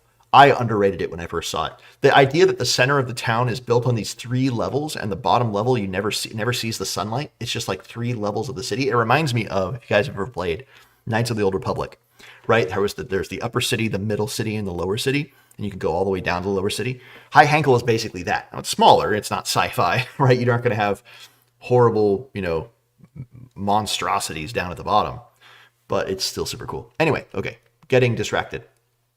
Woodcutter's Encampment. So let me remind myself of it. So the dying art of fernging, in addition to their work as simple loggers and woodcrafters, the woodcutters traditionally practice an art known as fernging, the coppicing and maintenance of trees with a view to the heightening of the innate properties of the wood. The most refined arts of fernging are applied over several human lifespans and result in timbers with unusual and even magical qualities. The softening of the woodcutter's life. In recent years, the once hardy woodcutters are grown indolent on the profits of trade, softened by the comforts of civilized life. The fernging woods are still maintained by a stalwart few, but ever half-heartedly. They mock but secretly fear the Droon. The woodcutters have dwelt in Dolmenwood since antiquity, arriving alongside the Droon. While the two groups once worked in tandem, each benefiting from the other's knowledge, these days are now only recognized in folktale. In the modern day, while affecting a boisterous mockery and even disdain for the Droon, each and every woodcutter harbors a lurking fear of them in the back of their mind. They're reluctant to travel further west than Lanxhorn and refuse utterly to trespass into Dwelmford, the heart of Droon country. Bordering the hag's Addle. Woodcutters whisper fearfully of the hag. Okay, that's great. So people are going to talk about the hag having taken Father Gimes, even though she didn't. But that's what people are going to talk about. The river trade. River Hamath runs wide and shallow at this point, rich with fish and floating to reef of forest. Boats and barges carry goods and passage along 2 routes. East-west is the 7-mile journey between Dreg and the Woodcutters Encampment before it's a vital link in the trade route to Castle Brackenwald. Okay. North-south, trade between Dolmenwood and the lands to the north-south via Dreg, the Woodcutters Encampment, and the wonderful ship conveyor. So essentially what happens is the Woodcutters Encampment, here's one of my few critiques of Dolmenwood. The Woodcutters Encampment should be a huge settlement. It should not be 180 people. It should be like 1,000 at least. Because this is the key east-west trading point between High Hankle and Castle Brackenwald. It's also the key trading point between the lands south of Dolmenwood and Castle Brackenwald. Because river travel is where everything goes, and this is the final endpoint of all the trade from High Hankle and all the trade from the south. This should be a huge settlement. And previously, it also would have been the endpoint of all of the ships coming through Lake Longmere from the north of Dolmenwood. Through Fort Volger, down across the lake, down the river to this point. So this should be, again, it's one of my complaints about this setting. One of my few complaints. This should be a huge town. 1,000 people at least. Not 180. That's one of those, just economic things that I think a lot of DMs don't think about. It's like, no, this is a central hub, and people live at central trade hubs. That's where everyone goes. If you're not a farmer, even if you are a farmer, you want to go live at a central trade hub because everybody's passing through. And if you're a craftsman of any kind, you can sell your goods to everybody. So no, this really should be much bigger. Yeah, eggs, but in fact, it's actually the opposite. It should be decaying rather than growing, because the Lake Longmere has basically been cut off from trade. So it's actually lost one of its spokes. So I agree, Gami. I think it's a great location. I love it as is. Just, it should be a separate village. Really, I think this should have been Lanxhorn. Lanxhorn should have been this town, and the Woodcutters Encampment should have been somewhere else slightly. That's my only criticism, is just, again, in terms of realism. This is the sort of thing that bothers me. It obviously doesn't bother a lot of people. A lot of players wouldn't notice. But it is the sort of thing that bothers me. If this is where much of the trade comes through, if it is the hub, then it should be a lot bigger. East, west, and north, south. Because think about it, right? Any trade from High Hankle to Castle Brackenwald has to go through here. It has to. Unless you take there's no roads, right? There's no roads that connect East and West Dolmenwood. So where else are you going to be a merchant and take it through? Yeah, I mean, I think the reason, yeah, that's a good question. That's a good point. And I think the reason would have to be something like there is something, people don't like settling here. There's something scary about it. Morning, Swords and Stones. Yeah, BR, so you could say that too, is that actually people, instead of taking this approach, people take the long trek through the tithe lands, like way south. And that's reasonable. You could say that too. I think that's what I'll probably end up saying. Is that because the river is so dangerous, because the bog is so dangerous, and because there's something about the woodcutters' encampment that keeps people away. And I think we could just say it's the old connection to the Droon. The Droon have sort of cursed it a little bit, right? And so people don't like living here. And so it has at times been bigger, but maybe, actually, this is a good idea. Maybe I'm going to add this in. Maybe there's like a much bigger ring of houses that are all empty or overgrown. There's a few empty towns here. And it's just so clear that that people don't come through. They don't actually come through a lot. Or that people do settle here and then they leave. That's what I would say. Okay. Anyway, what do we have here? We have the Camp Road, we have the Kissing Stone, we have Marrowbold's Smoke Shop, Lumbermaster's Lodge, we have the port, we have the Droon Bell, or the Drown Bell, the Stump and Poniard, the Church of St. Fogarty, the Oistis Tree, and the Merry Mendicant. You have some encounters here. Yeah, Matthew, that's actually a great idea. Yeah, that's a great idea. A large but broken stone wall that goes way out, maybe past even the church. So it's like out here. And it once indicated a much bigger town that has just died. Yeah. And the townsfolk have taken the wood for their other houses, and so they're all like deconstructed and things have rotted. But you can find a few beams here and there that indicate this was a much bigger place, maybe about 300, 200 years ago. Yeah. But it's actually dying a bit. Now, it's maybe starting to grow again in the past 50 years. But there was a big chunk of time when it actually was dying. And maybe that's what happens. Maybe it goes through these cycles of growth and decay. Okay, let's see. Yeah, Droon spells, Droon fear, and the fear of the hag too. For sure, Gami. I think that's going to be a ton of stuff there. All right, let's see. Encampment encounters. Just so I can have these. Folks flee logs tumbling off a collapsed logging cart. A family takes a sickly child to the Kissing Stone. Father Horsley isn't here, so that one wouldn't happen. A mossling peddler laden with pipe leaf asked the way to the Marrowbold's smoke shop. That's funny. Oh yeah, Beor. That would make sense. A fancy wood wall that is harder than stone because it's a ferngigged. I can't say that word. It's a ferngigged wall. Yeah, Swords and Stone. Yeah. Well, glad you could make it anyway. Welcome. Let's see. Mossling peddler. Let's see. Merry locals bedecked with garlands dance through the streets to a wedding at the Oasis Tree. That's cool. They could get here while there's a wedding. Or maybe there should be a wedding if there's no Father Gimes. So there can't be a wedding. He's not there yet. An elder woodcutter dressed in traditional green tweed jacket and tight white breeches scolds D3 user disrespectfully laughing beneath an elm. That's cool. A tipsy local tolling the Droon bell with mad vigor. Hagbard, Sunderman, and D4 woodcutter elders sneaking off to the Ferndable house to spy on the Joy of the Oasis, making plans to exorcise him. Father Horsley isn't there. A lost soul wanders in from Hag's Addle. D6 bog corpses stumble out of the swamp, or Jock Fergal, furtively examining fungal specimens brought by a black-cloaked individual. Those are all good. So, cool encounters. Let's see. What do we have here? Camp Road. I'm just going to read through these two pages, and then we'll see if there's anything else to be said. But this is just to kind of like, give me a baseline for the village. Camp Road. A broad, well-maintained cobbled road leading to Castle Brackenwold, to the Kissing Stone. An obelisk of black marble stands by the roadside. A white rope is braided around its center. Kissing the stone. Woodcutters traditionally kneel and kiss the stone when returning from the woods, claiming that doing so brings good fortune and health. Worn remnants of an old inscription may be noted near the rear of the stone. The script is Old Drunic and tells of the presence of a water weird named Gellock in the Great Lake, said to be the source of the power of the Droon. Oh, that's interesting. It just tells of Gellock, but no one in my party speaks Old Drunic, so they're not going to be able to read it. Marrowbold Smoke Shop. They're going to spend two of my players smoke pipes a ton in real life. One of my players just a big smoker. He smokes, not like cigarettes, but cigars and pipes. And so I'm sure they're going to spend time in Marrowbold's Smoke Shop. I guarantee they're going to go there.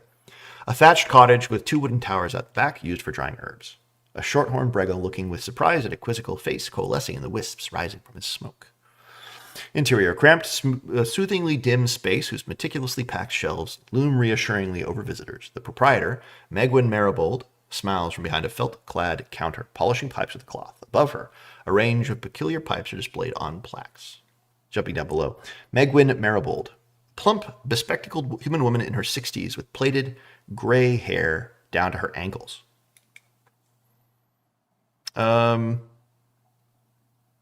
Let's see. Dresses in a chunky wool and oiled leather apron. Megwin is an expert on matters of pipe leaf and smoking. Enthusiastic, insists customers sample at least half a dozen weeds. Convivial, slow, and woldish. She speaks convivial, slow, woldish. She desires rare and unusual pipes and weeds to publish her life's work, a rambling collection of treatises on pipe leaf through the ages. That's great, man. I love the NPCs in Dolmenwood. They're so much fun to roleplay. I ran a summer one-shot, or it was a two-shot. It was two sessions, but I ran a summer adventure in Prigwort, and I got to play Brandy Bile, and I got to play Hogwarsh, or what his name is, Hogarsh, or the whatever his name is, the old captain of the guard, and I got to play the lady who runs the Quiet Inn, the tavern, and they were so much fun. The one who's obsessed with death. They were so much fun to play. The players got a huge kick out of them, and they remembered them really well afterwards. Okay, services at Maribold's. Standard pipes and pipe leaf. Sell them there. Standard prices. Common and uncommon leaves are always available, and there's a 3 in 6 chance of rare leaves being in stock. Magical pipe leaves. There's a 2 in 6 chance of each of the following being in stock. Mallow-puff, purple shag, sticky gilly, wanton wisp. And then they have enchanted pipes. The peculiar pipes hanging above the counter of an antiquated Mossling manufacture and are enchanted with a variety of minor dwemmers. Blows purple smoke, blows worm-shaped smoke rings, plays jingling melodies when smoked, etc. Each costs 100 gold pieces. So my system, we shifted to a silver base for coinage. So whenever something says 100 gold pieces, it actually is 100 silver pieces. So all the coin values have been dropped by 1. It provides actually a more realistic cost. Gold pieces, I just, I don't know. I prefer having silver as the base coinage instead of gold. Makes gold more interesting, more exciting. You get a gold piece, and it's really cool. Let's see, Lumbermaster's Lodge. And that's true for XP too. Silver is the base instead of gold. An impressive 2-story log cabin / manor with exceptionally large trunks for corner posts. Originally the Jolly Oystess' residence, the lodge is now used as a meeting house by the elders who maintain the art of fernging. A single heavily ferned slab of ancient oak. A multitude of whimsical visages can be seen amid the structures of its whorls and grain. As visitors approach, the little faces animate, peering curiously at those who would enter. A lofty space with beams and panels of fragrant wood. A round table and stools carved from an unusual purple-hued wood. Mighty saws and gargantuan rounds of woods decorate the walls. A library of decaying books contains the secrets of fernging, recorded in a code passed down over generations. Inhabitants. In the day, the lodge is empty. One evening in 3, a hoary collection of village elders gather here and gravely scheme to revive the rapidly dying art of fernging. Chief among them is Hagbard Sundaman. And Hagbard Sundaman is a remarkably hale, bear-like human man in his 80s. His dark eyes almost lost in the tangle of his russet hair and beard. Dresses in scratched leather and a squirrel skin hat, complete with tail. Demeanor, lawful, dour, God-fearing, suspicious of soft skins. Brutally honest, habitually chews pine sap. He's gruff and curt, he speaks Woldish, to bring about a new dawn of woodcutter culture by awakening the Jolly Oystess from his indolence. A complete exorcism of his manner may prove necessary. Again, very fun to play, I think. What can you get there? Sell ferned wood, either as raw lumber or crafted items. Wood ferned for flame resistance is the most commonly desired product, but wood in most more exotic qualities, strength of steel, great elasticity, and corporeality beneath moonlight, are sometimes available at high prices. So I think it's going to be that strength of steel stuff, that the wood around, and probably flame resistant, the old wall is made.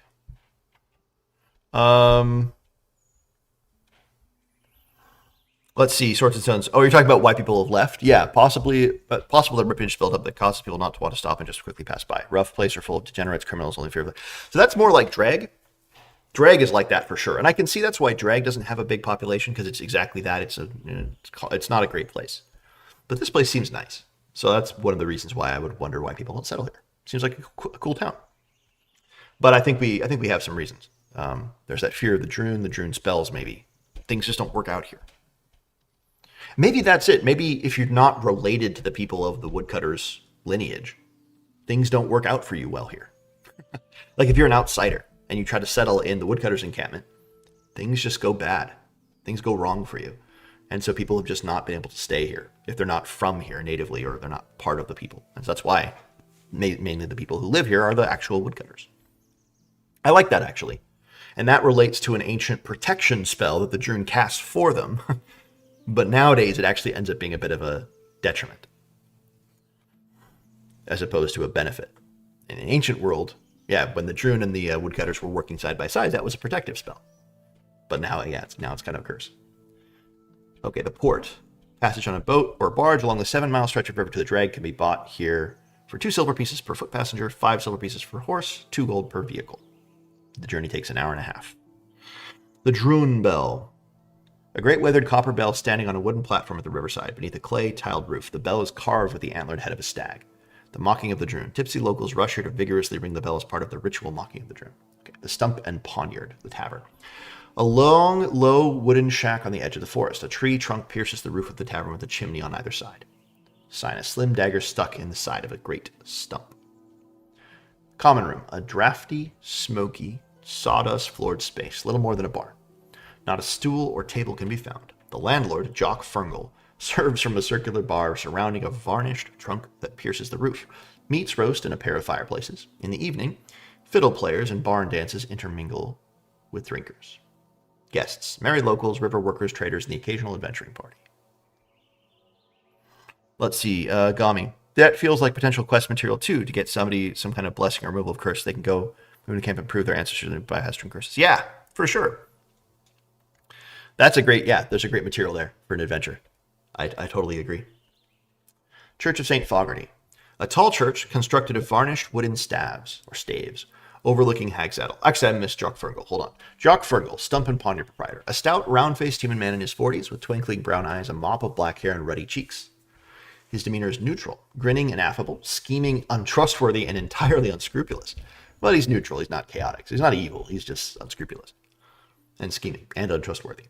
Rustic, slow, and circuitous, woldish. Has heard of the fungal infestation on Bogwit Manor and an addiction of the nobles, desires to supply the jolly Oasis Pollard with fungi acquired from Bogwit Manor, particularly devil's grease, with the aim of establishing an addiction. Wow, he is evil. That's evil. I mean, I guess that's neutral technically in the language of the game, but he wants to get the guy addicted to a substance that's probably going to kill him so that he can make money off of him. That's pretty dang evil, man. So Jock Ferngel is definitely the guy who knows about the adventurers, the ones who came into town. They stopped here, talked to him, paid him off. He told them about the priest. Maybe he even helped them capture the priest. Maybe he asked Father Gimes to meet with him for confession or something like that, right? And Father Gimes was like, oh, absolutely, because Jock Ferngel never comes to confession or whatever it is, right? And so then he did, and he helped smuggle him out. Because he just vanished, right? One night he just vanished. As opposed to going out the way he usually did. I'm going to write that down. Jock Ferngel is the dude who helped kidnap him. And that means there is a link. Now, Jock Ferngel doesn't know where they went. Right? But that would be a connection. Jock Ferngel helped the adventuring party kidnap Father Gimes. There we go. Great. Makes sense. Okay. The Merry Mendicant, the inn. A 5-story building so narrow that it looks almost like a tower. The inn is the tallest building in the village. The sign: a grinning friar polishing his plate with beeswax. Common room. A symphony of carven wood. Sylvan statues clutching oil lamps peek out from little nooks and alcoves. Delightful woodland dioramas form a frieze around the room, and dark beams worked into the shape of ivy-clad benches radiate out from the bar. The bar itself is constructed entirely of polished cherry wood with a pair of 8-foot-high friars toasting the health of guests, one on each side of the bar.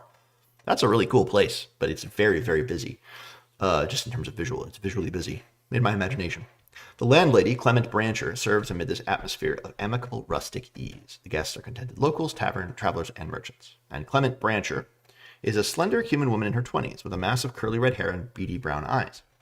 Dresses in traditional Male woodcutter garb, green tweed jacket and tight white breeches, has no knowledge of the woodcutter life, having moved here from Castle Brackenwold after inheriting the inn from her grandfather. I noticed there's actually a lot of red-haired, bespectacled women in Dolmenwood. It actually happens quite a lot. I noticed it as I was reading through the campaign book like 5 times. 5 NPCs that are all described as kind of bespectacled, although she doesn't have glasses, but massive curly red hair. Maybe that's like a thing that the Dolmenwooders, Brackenwolders look like. Maybe that's they're Irish a little bit. A lot of red hair. She's warm, wry, somewhat baffled, loves dogs and cats, fondly predisposed towards grimalkins. They're all the same person, Bjorn. Yeah, it's actually a fairy. One fairy jumping around pretending to be all those people. That's awesome. Oh, she wants a magical hound. That would be cool. Maybe she wants Clued. Maybe she wants Clued. The priest's dog. Maybe she is friends with Clued and can help him.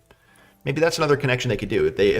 Maybe the dog's too afraid to go out, but Clement knows how to make him not afraid. There we go. Right. So again, we have quests, different ways of proceeding forward. The dog knows. Clued the dog will lead the party if they can cure him of his melancholy / fear of losing Father Chimes. Clement Brancher might know how. And maybe there's like a way of doing that. Maybe there's like he needs this. Dogs need to eat this, right? Maybe he needs to be reassured in this way. Maybe he needs to hear this song. Maybe there's something that can be done to make him not fear. Yeah, that's cute. I like that. If the players end up going to the animal approach. Okay, jumping back in. Services of the Merry Mendicant. Lodgings and food of common quality. A rich herby meal is brewed in the inn cellars from the honey of the beehives that stand among the reeds on the village's northern shore. 15 silver pieces a glass. 15 copper.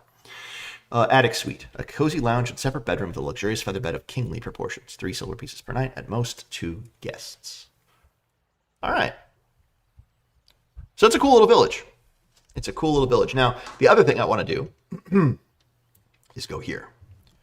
Rumors. And go to the woodcutter encampment rumors. That's the last thing. And then this is it. I think I'll call it after I read through these. But it'll be a good thing to read. All right, the Droon, let's see. Droon fernging.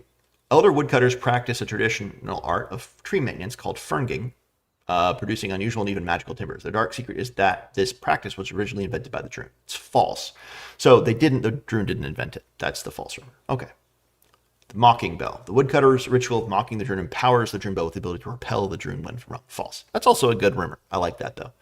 It shows you that they're kind of obsessed with the Droon, despite the fact that they're like, we don't care. They're afraid that their whole purpose for existence was created by the Droon, and that they are protecting themselves from the Droon by this ritual.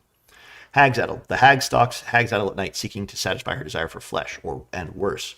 If caught in a good mood, she might be willing to strike a bargain, though any gift is unlikely to be worth the price she demands. True. Yeah, that's fair. Swords and Stones, I think for sure. Kissing Stone. The black obelisk near the village entrance is a powerful artifact that ancient woodcutters secured from the Droon. The foul sorcerer still plot to steal it back. False. Again, obsession with the Droon. I like that. The Hag's Lover. The local vicar, Father James Horsley, spends his days and nights wandering Hag's Addle. The reason is that he is a hag's secret lover and servant. His dog Clued is a monstrosity in disguise, a gift from the hag. False. That's awesome, actually. And maybe that's why the villagers aren't so upset that he's gone. Maybe there's a hostility to him, especially given this fact. I am copying that down. That is part of the adventure. So there are a couple people in town who don't feel that. But a lot of people in town are like, no, Father James had it coming. He going out there into the bog, it's unnatural. And who does that? The bog is evil. We don't go out in the bog. We stay here. We fish, we go into the woods. On this side, the healthy side, we don't go into the bog. Father James is crazy. He's not crazy. He's actually an evil guy. Yeah, I think that's probably the reason why the village is going to be hostile to him. Not hostile, but at least unhappy. Yeah, Swords and Stones, I think that's right. That's why the merchants are coming through here pretty frequently, but no one settles here. That's a good point. I like that. All right, let's see. Dangerous Dreg. Once an ordinary port, the village of Dreg to the south has become overrun by rogues and ne'er-do-wells. A friar arrived there 5 years ago to help heal the town, but it seems all he's done is make things worse. True. That's true. Froggy Behemoth, an islet of trunks and fungi drifts through the black water of the nearby swamp. Those who've seen it report a monstrous frog sitting atop it seeking prey. Partly true, the nature of the isle is correct, but the giant frog is just a statue. I like that. Yeah, Matthew, I think he is. I think Father Gimes is an outsider. I think he's a newcomer. Now, I don't know if it said that. Let me jump back, because I think I missed. The location of the church. The Church of St. Fogarty. Yeah, I just skipped it. Why did I skip it? I read through this. I just skipped both of these locations. Let's see. A tall church constructed of varnished wooden staves. Oh, no, I did read it. Oh, no, did I not? I don't think I did. Overlooking Hag's Addle. In its tower, a pale yellow flame burns lighthouse light, guiding lost travelers to safety. A towering, unadorned wooden door, which is often locked in the day when the vicar wanders the swamp. Although I'm making that the night. A tall circular space with a serene pinewood aroma. An oaken idol of St. Fogarty depicted holding a lantern to guide the lost stands outside the door. Lone locals in prayer. The vicar, Father Horsley, sits quietly with his shaggy dog glued at his feet.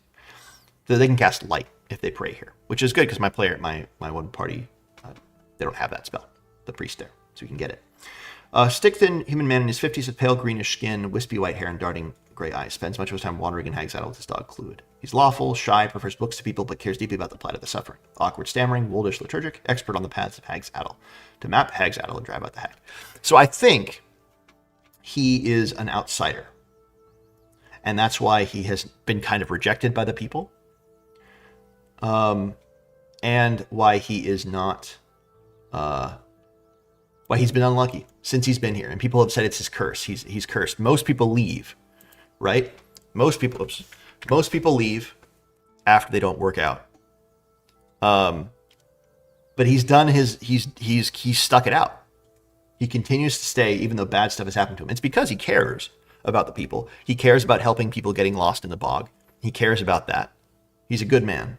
But they're like, he's just a weirdo, right? He's just a weirdo.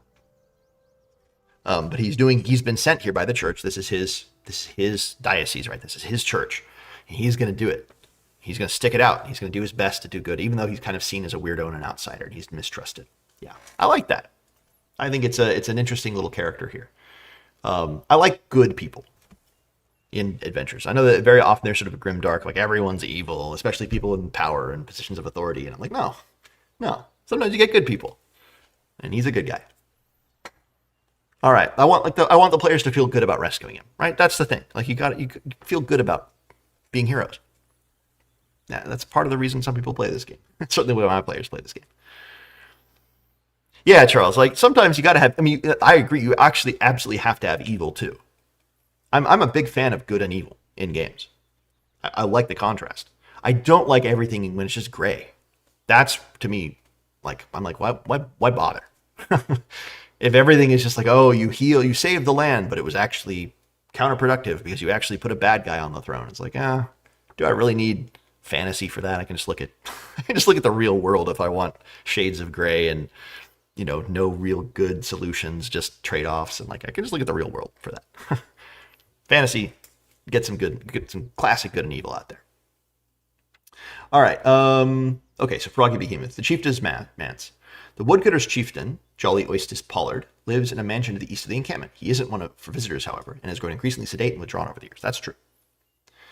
Howling Stalker. The Bogwit path between Fernable House and Bogwit Manor is rarely used these days, not least because of the sightings of a horrid wolf-like thing that stalks through the woods. Oh yeah, the Moonlit Maw. That's true. I could do that too. That could be they could hear this rumor if they go around. The Melodic Duelist, halfway along the camp road to Castle Brackenwold. Castle Blackwood. Oh, Castle Blackwood. Blackwood? I think they mean Brackenwold there. I think that's a misprint. There's no Castle Blackwood. Am I crazy? I think that's a mistake. Blackwood instead of Brackenwold. Because I know what they're talking about. There is a cave path. Yeah, it must have been an old spelling that they didn't replace. Blackwood. I like the name Castle Blackwood, but that's not yet. Various taken residents here doling out secrets to those who best turn a musical duel. That's true, and actually there is a bard in the party, so they might. That would be another way forward if they happen to get that. The Looping Wood, I know that one. The Banished Prince. Oh yeah, that's Techwell. Everyone says that he's a prince in exile. And he's like, dude, I'm just a fisherman. And everyone comes up to him and they're like, where's your kingdom? What happened to you? Who are you related to? Like, people are constantly seeking him out, thinking he's this prince in exile. He's like, I'm just a fisherman. I like that. So the banished prince, he's not really a fisherman. He's not really a prince. The bleached forest. To the west, Herod's path passes through an area of forest entirely bleached of sound and color. Oh yeah, the gray blight. That's true. I know that one. That's cool. The blistered wood to the northwest is a patch of woods and a privileged wood. Oh yeah, that's the. I think that's the thing there. Yeah, Pavo. Yeah, I agree. The economy and the populations are hard to make sense of. Actually, as I was going through Castle Brackham with my players, I was describing what was there. And there's like a seminary. There's there's all of these things. There's this, there's that, the other thing. And they were like, my players were like, wait, what's the population? And I was like, just nearly 10,000. And they're like, whoa, that's a lot for a very low population. To have a seminary? I was like, yeah, you're right. But that's okay. Doesn't need to make 100% sense. And it's big enough that that's fine. And I'm not counting the surrounding farmlands, right? If you count the surrounding farmlands, population is probably like quadruple that. It's probably like 50 or 60,000. Because that's where, in the Middle Ages, that was true too. Most people lived out in the fields. They lived in their farms. They didn't live in the city. So the city's population is 10,000. The inner city's population of the city is 10,000. The outer city probably has more. And there's also way more out there. Let's see. Agnell's hospitality. Oh, on the south bay. Yeah. There's Agnell. Yeah, you can go to Agnell's house. But I don't think they want to do that. That's one of the Atticorns. This is one that they really changed from Wormskin. It's one of the biggest changes from the Wormskin zines. They changed the Atticorn Farthigny to the Atticorn Agnell, or what her name is. I forget what her name is. It's something like, I forget what it is. Something else. But they changed Farthigny. They got rid of Farthigny entirely. I think I'm going to put Farthigny back into the woods somewhere as an Atticorn. He's so creepy. The goat-faced, he's like Bottom from Midsummer Night's Dream. He plays music, he's funny, but actually he's trying to find magic in the screams of pain of people. And so he traps people in his torture dungeon and composes music to their screams. That's horrifying. That's straight up evil, and it's the sort of thing that the Atticorns do. And so it's perfect. Agnell, this Atticorn is just kind of gross. But yeah, she's got all of her horrible creatures down in her brood down in the basement. All right, Lady Misthrane, a sorceress known as Lady Misthrane, has moved to Parchley Cup's Tower to the north. That's true, and that's also interesting. So they could go to talk to the Lady Misthrane if they find that rumor. Granny Wolfsbane, the Orchard Library. Oh yeah, forgot about that. Camp Road leads to a treehouse called the Roost, where you have the library and the apple orchard. That's cool. Mud Merlot, Jolly Oystered Pollard's chief manservant, is often cited sitting forlornly on the shores of Fog Lake to the north. He's referring to discuss what he's doing. Yep, that's true. And then the submerged manse. The far end of Hag's Addle, where Lake Longmore flows in the Hamath, is an underwater manse of domes and spires. But diving beneath the lake reveals mermaids and their wondrous treasures. It's true, sort of, but it's a bunch of boggins. There is a house there, but they're not mermaids. Those are all great rumors, so I'd be happy to roll up any of these. If the players go around town and start asking random people, I'm just going to roll on this table, D20, and give them one of these rumors. In fact, I'm going to extract this page here. That way I can just bring it up when I run it. Let's see. Woodcutter, or the camp. Rumors in the camp, yeah. There we go. Boom. All right. Cool. Well, for me, I think I'm done, guys. I'm going to go get some lunch. This has been super fun. It's been, what, a couple hours? Yeah, just a little over 2 hours. I got a lot done. So for me, I feel like I could run this even if I didn't do anything else. If I didn't do any more work, I could now run a perfectly good adventure. Just having these connections in my mind, having these adventures, Stinking Suspicion, Up Chaos River, the Rotting Gardens of Rafflesia, and the Perilous Deeps. I could run a perfectly good adventure with this, plus the starting town, and the random encounter tables from the wood, with the locations that are there. I could run a perfectly good adventure. The one thing I'm going to add, I think... yeah, sure, I can share them if you guys want. I'm not going to share any of the documents from the book itself, but I'll share my I'll put it in my Dropbox. This stuff. Again, my notes are pretty scattered here. I'll put them on there. but they're going to be much more actually filled out for my actual campaign. But I feel like I could run this as is. I'm not going to run it as is. I'm still going to do a little bit more work. I'm going to write up the connections between Rafflesia, up Chaos River, and a Stinking Suspicion. And then I'm going to actually build the Dungeon of a Perilous Deeps. And I think I'll probably I'll make a map for it, an actual dungeon map. Because this is a really cool dungeon, the Pit of Vanswink, and I want to make it a cool actual adventure.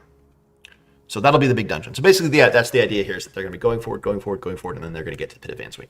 And what I'm going to be, I already have in my mind, is that the adventuring party, they're all dead, and Father Gimes is not dead, but he's basically trapped with the chimes that are always blowing. So he's trapped in Gloomhold. But time there is weird, so he's only been there for maybe a couple hours. So that's why they can still rescue him.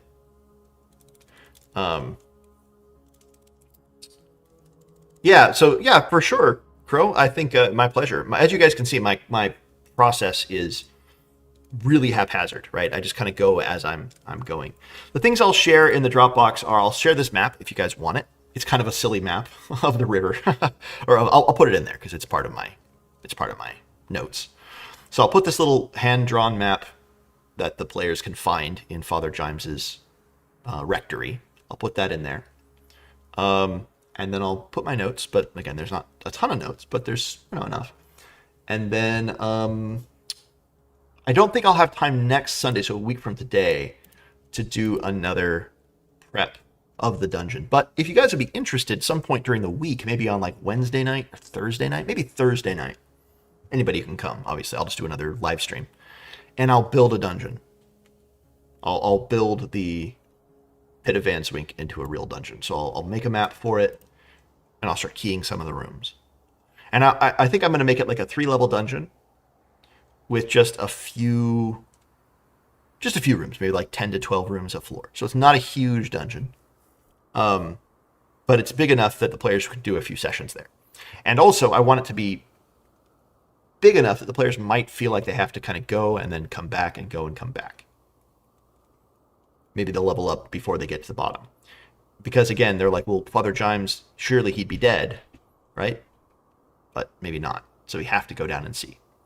But we can't keep pushing on. We're too weak. We got to go back and rest and recuperate. So we'll see. Maybe they'll find a bunch of supplies that the other adventuring party left at the surface, like rations and tent and things like that, so that if they need to retreat, they can kind of find a place of safety, and all of the resources will be there for them to do it. That's right, and the Hornswoggler. The Hornswoggle out there. Thank you, Crow, for that. That was so cool. All right, guys. Hope you all have a great rest of your Sunday. Hopefully I'll see you guys again some other time. Thanks for hanging out. Peace.